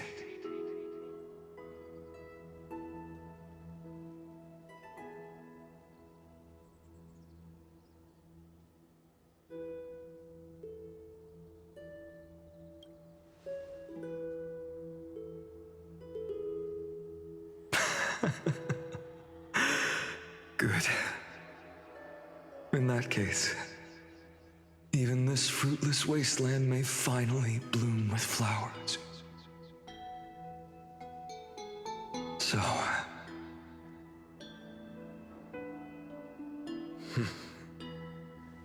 if he takes on the weight of the whole world, I'll be able to walk further down the path of deliverance than a fire that only knows how to burn.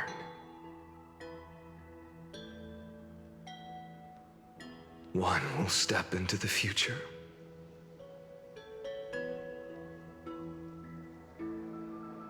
One will remain in the past.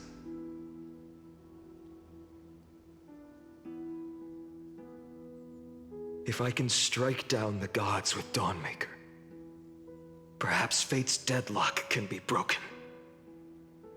And if you can stop Iron Tomb from ever being born, then these 30 million cycles will have not been in vain.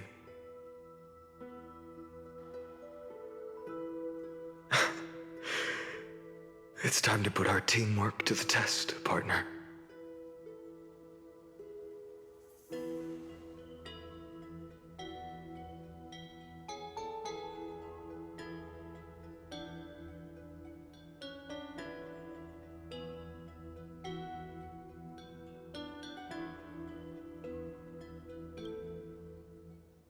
Thank you for all you've done already, friend. The image of the hero I've buried deep in my heart finally steps into the light. Here, at the end of this long flame chase journey.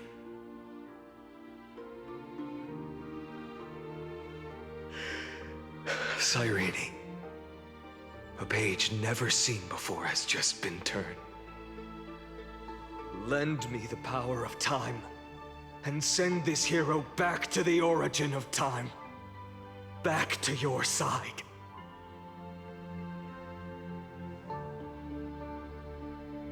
And I will walk the unfinished path, just like the countless versions of me before.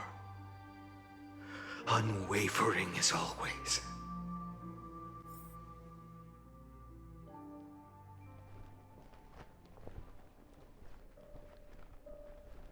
Tell me, will you be the blazing sun?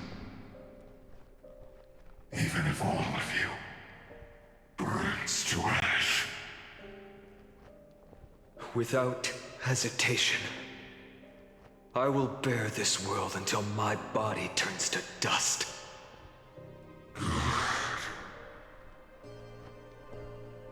Remember this moment. Remember your friends who never lived to see the world's end. Remember their final wishes. and let the purest rage in your heart rise out of those wishes. Let it consume you, fuel you, until it burns away the false sky above. Fine. If I can defy fate, then in the name of world-bearing, I promise you, Kefali will never forget this.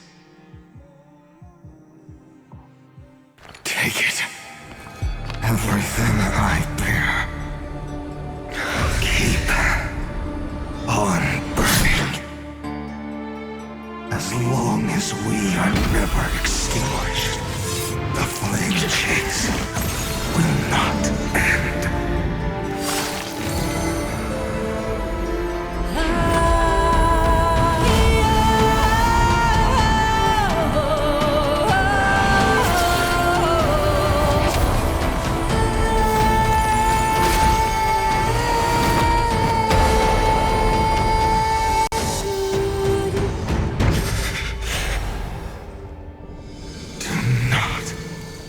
Bow your head to them.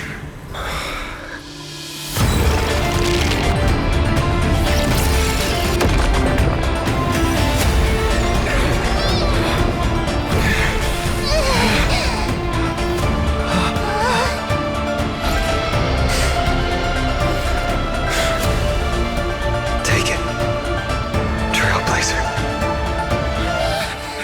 May this blood be like gold, and never tarnish.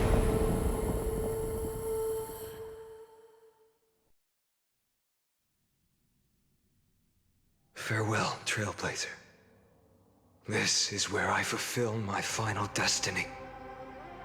The prophecy of the Deliverer means nothing to me now. It belongs in the hands of someone far more fitting. Someone like you. Kaslana, the name of one who bears chaos does not belong to a single person.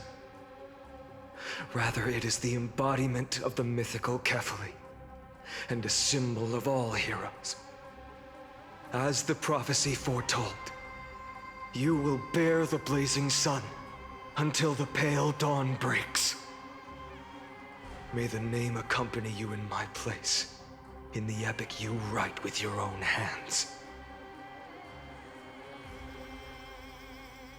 Another attempt, another failure. I won't remind you how many times you've reached the end of history, but I will still place the choice before you. If you've lost count, let me tell you. This is the 33,550,336th ending.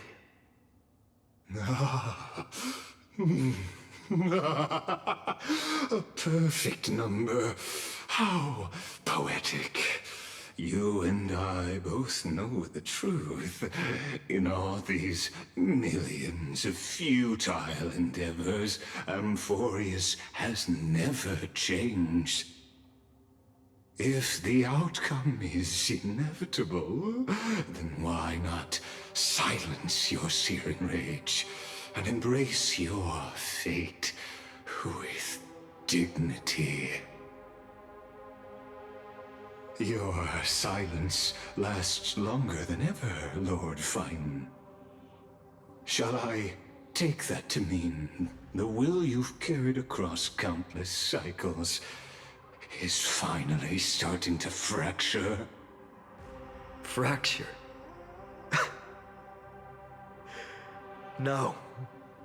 I'm just disappointed. I've retrieved memories from 30 million past lives, and I remember every conversation before every choice here. And yet, even after all this time, your arguments remain the same. Repetitive. Uninspired. If you had any hope of breaking me, you should have spent those endless cycles refining your rhetoric. You had infinite chances to sway me into the future you want. And yet here we are. The score, 33,550,336 to 0. So tell me, Lycurgus, who's the real loser here? How unfortunate. This was never a fair game. I have all the time and patience in the world. I can wait for you at the end of history another billion times, and another billion after that. But you will never escape this cage. You can claim victory of the spirit if you wish, but we both know the moment that score shifts from 0 to 1.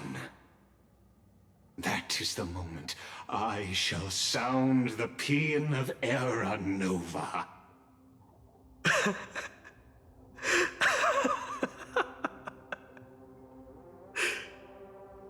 Lord Finan. Your incompetence disappoints me. But what truly makes me laugh is your utter lack of self-awareness. Think about it. In this story, who is truly the one in chains?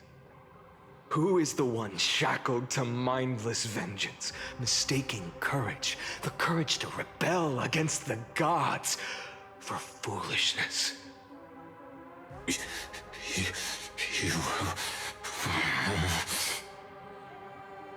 Perhaps you're right.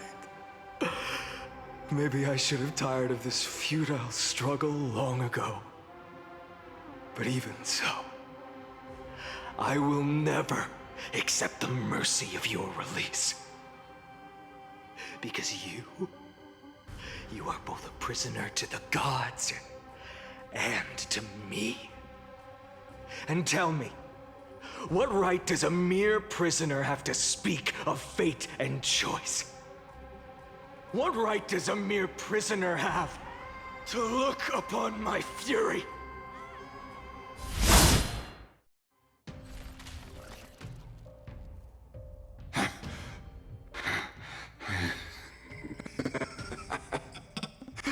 You know this is pointless.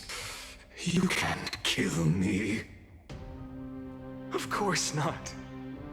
But I am tired of being measured against a worm the gods keep as a pet. Listen well, creator of destruction. This cry comes from all your abandoned creations. In the 10th cycle, I drove Dawnmaker through the heart of every titan. Golden blood ran down my fingers, divine fire seared through my nerves, nearly breaking my will. But I endured. In the 10,000th cycle, my former comrades had all become my enemies.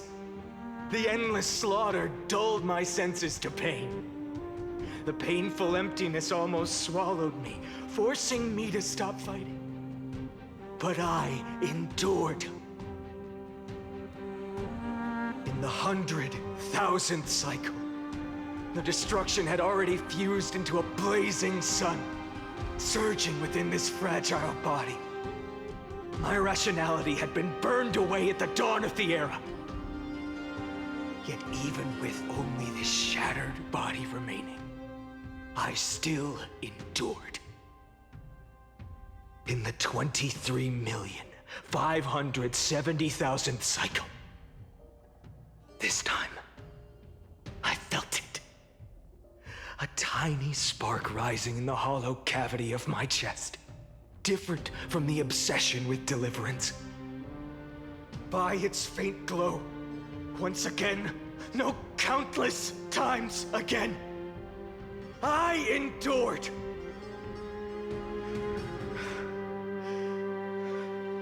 Now, a sun is about to fall. ready to incinerate this absurd space-time dimension in an instant. That sun is me. All the countless versions of me from the past, along with my countless brethren, dragged into existence against their will, drowning again and again in your golden blood. The very essence of this world's suffering and despair, fused into the purest hatred, the fiercest rage. Nanook, you arrogant fool! You think we were born to only serve as fuel for the fire? Fine then! Just as you wish, let the fire burn! If I was born as the blazing sun of destruction, then let you and your lackeys be the flares erupting from my core. And let this rage, burning futilely for 30 million epochs, engulf everything! And grant you a dawn where all stars burn to ash!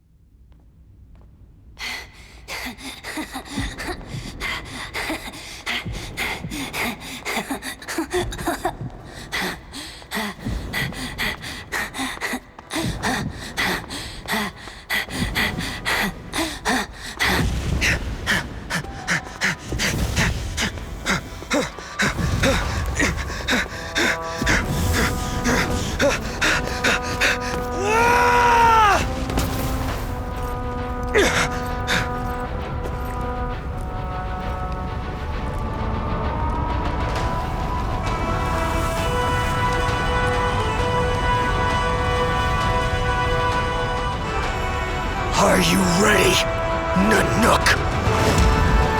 I've brought you destruction!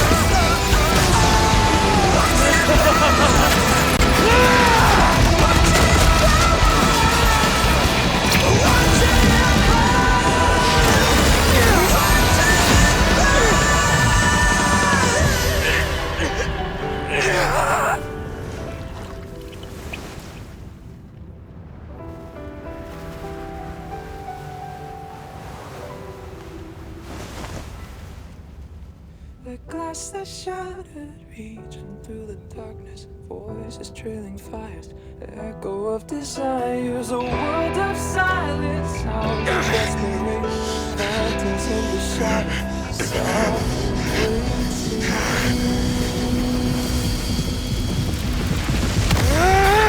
tear it down, embrace the detonation, burn, craving our damn creation, breaking a chain, I'm reaching for you.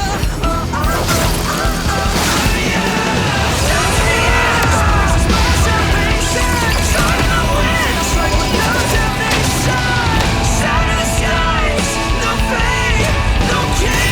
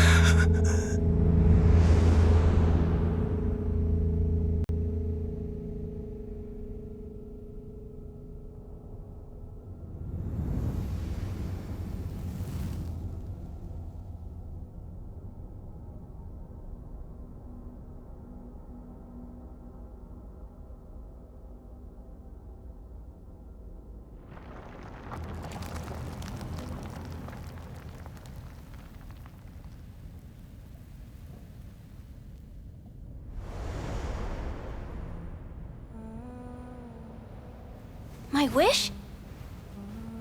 My wish is to fulfill everyone else's wishes.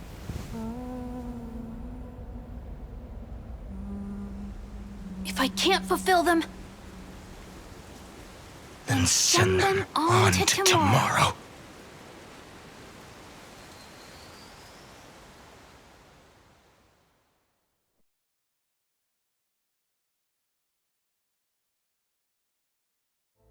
Your heart harbors wrath.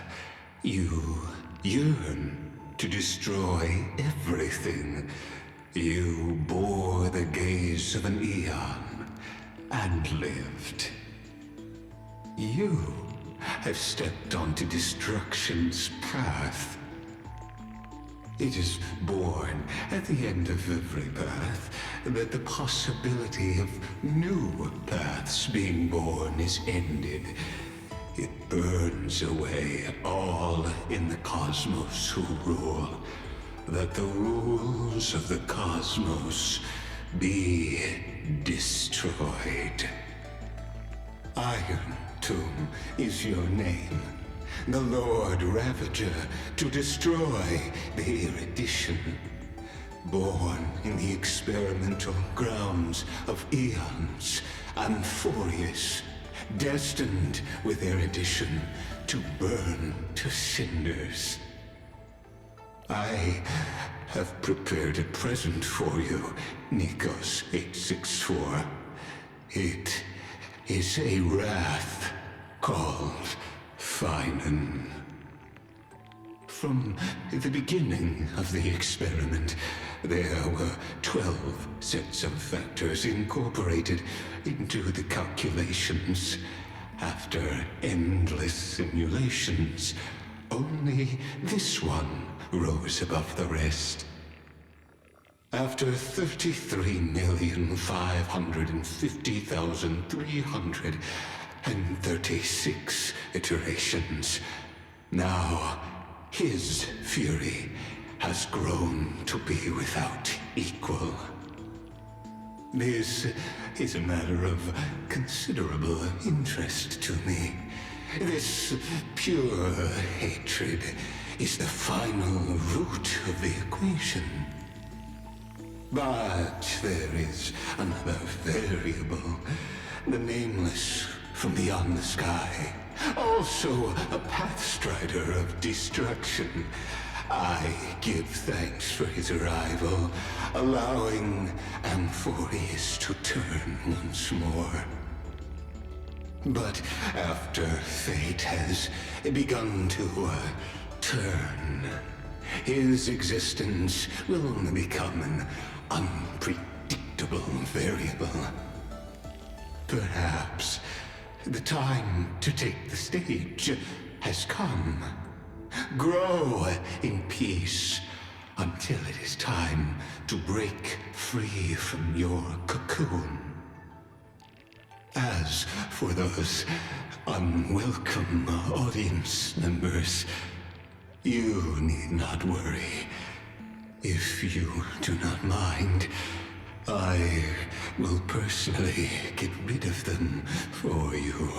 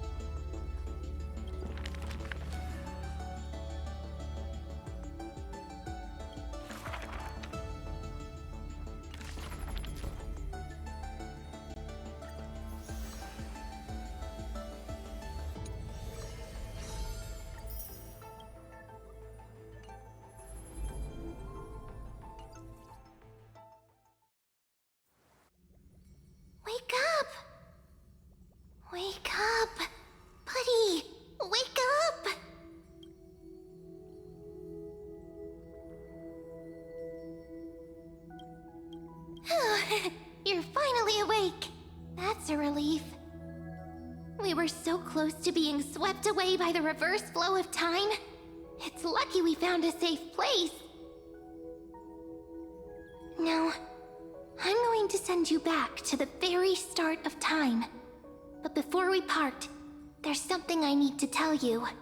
Something very, very important. That's right! At this very moment, my memories are finally whole. After watching so many fragments, my past is finally coming into focus, little by little. You're smart. You must have a clue now. Or maybe... You knew the answer long ago, didn't you? Not surprised at all, huh? That's because I'm simple at heart. No matter what form I take, I've always been true to myself. But I'm glad that I remembered in the end. This way, I'll have no regrets.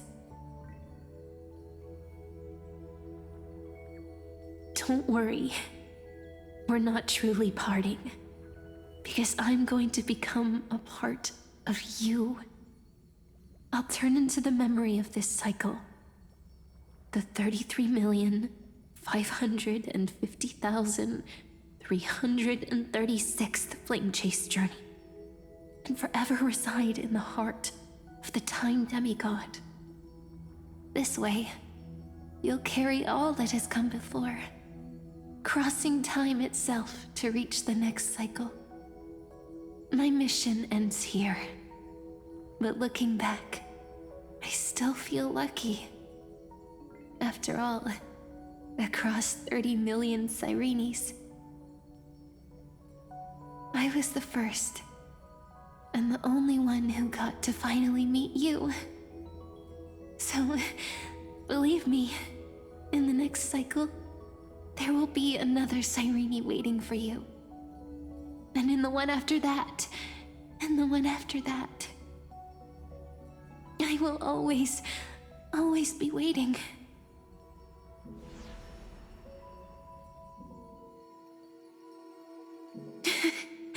Saying all that, I can finally fade away in peace and become part of you. Without even realizing it, we'd already taken a wonderful journey together, all the way to the world's end. Now take my hand, say a brief farewell, and step forward into tomorrow. Go, find the future Sirene, and set out on another journey with her. Promise me you won't keep me waiting too long, okay? No need to say it out loud. This is enough for me. It's time to go, my dear friend. May your trailblazing journey always be accompanied by a cool breeze and rippling waves.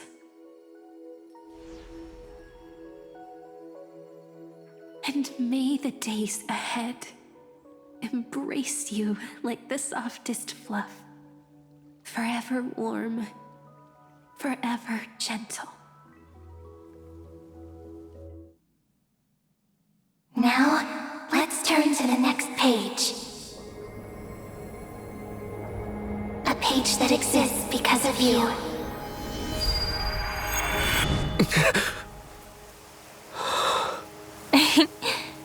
Is this a meeting ordained by fate? Or a long overdue reunion?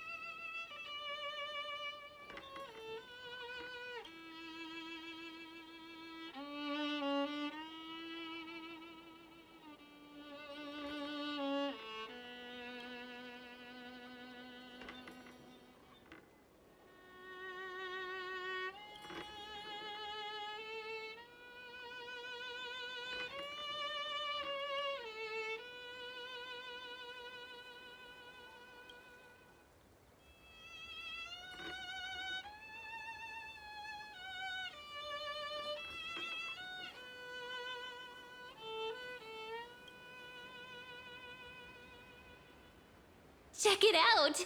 Doesn't this scarecrow look just like you? I spent ages observing just to get it right.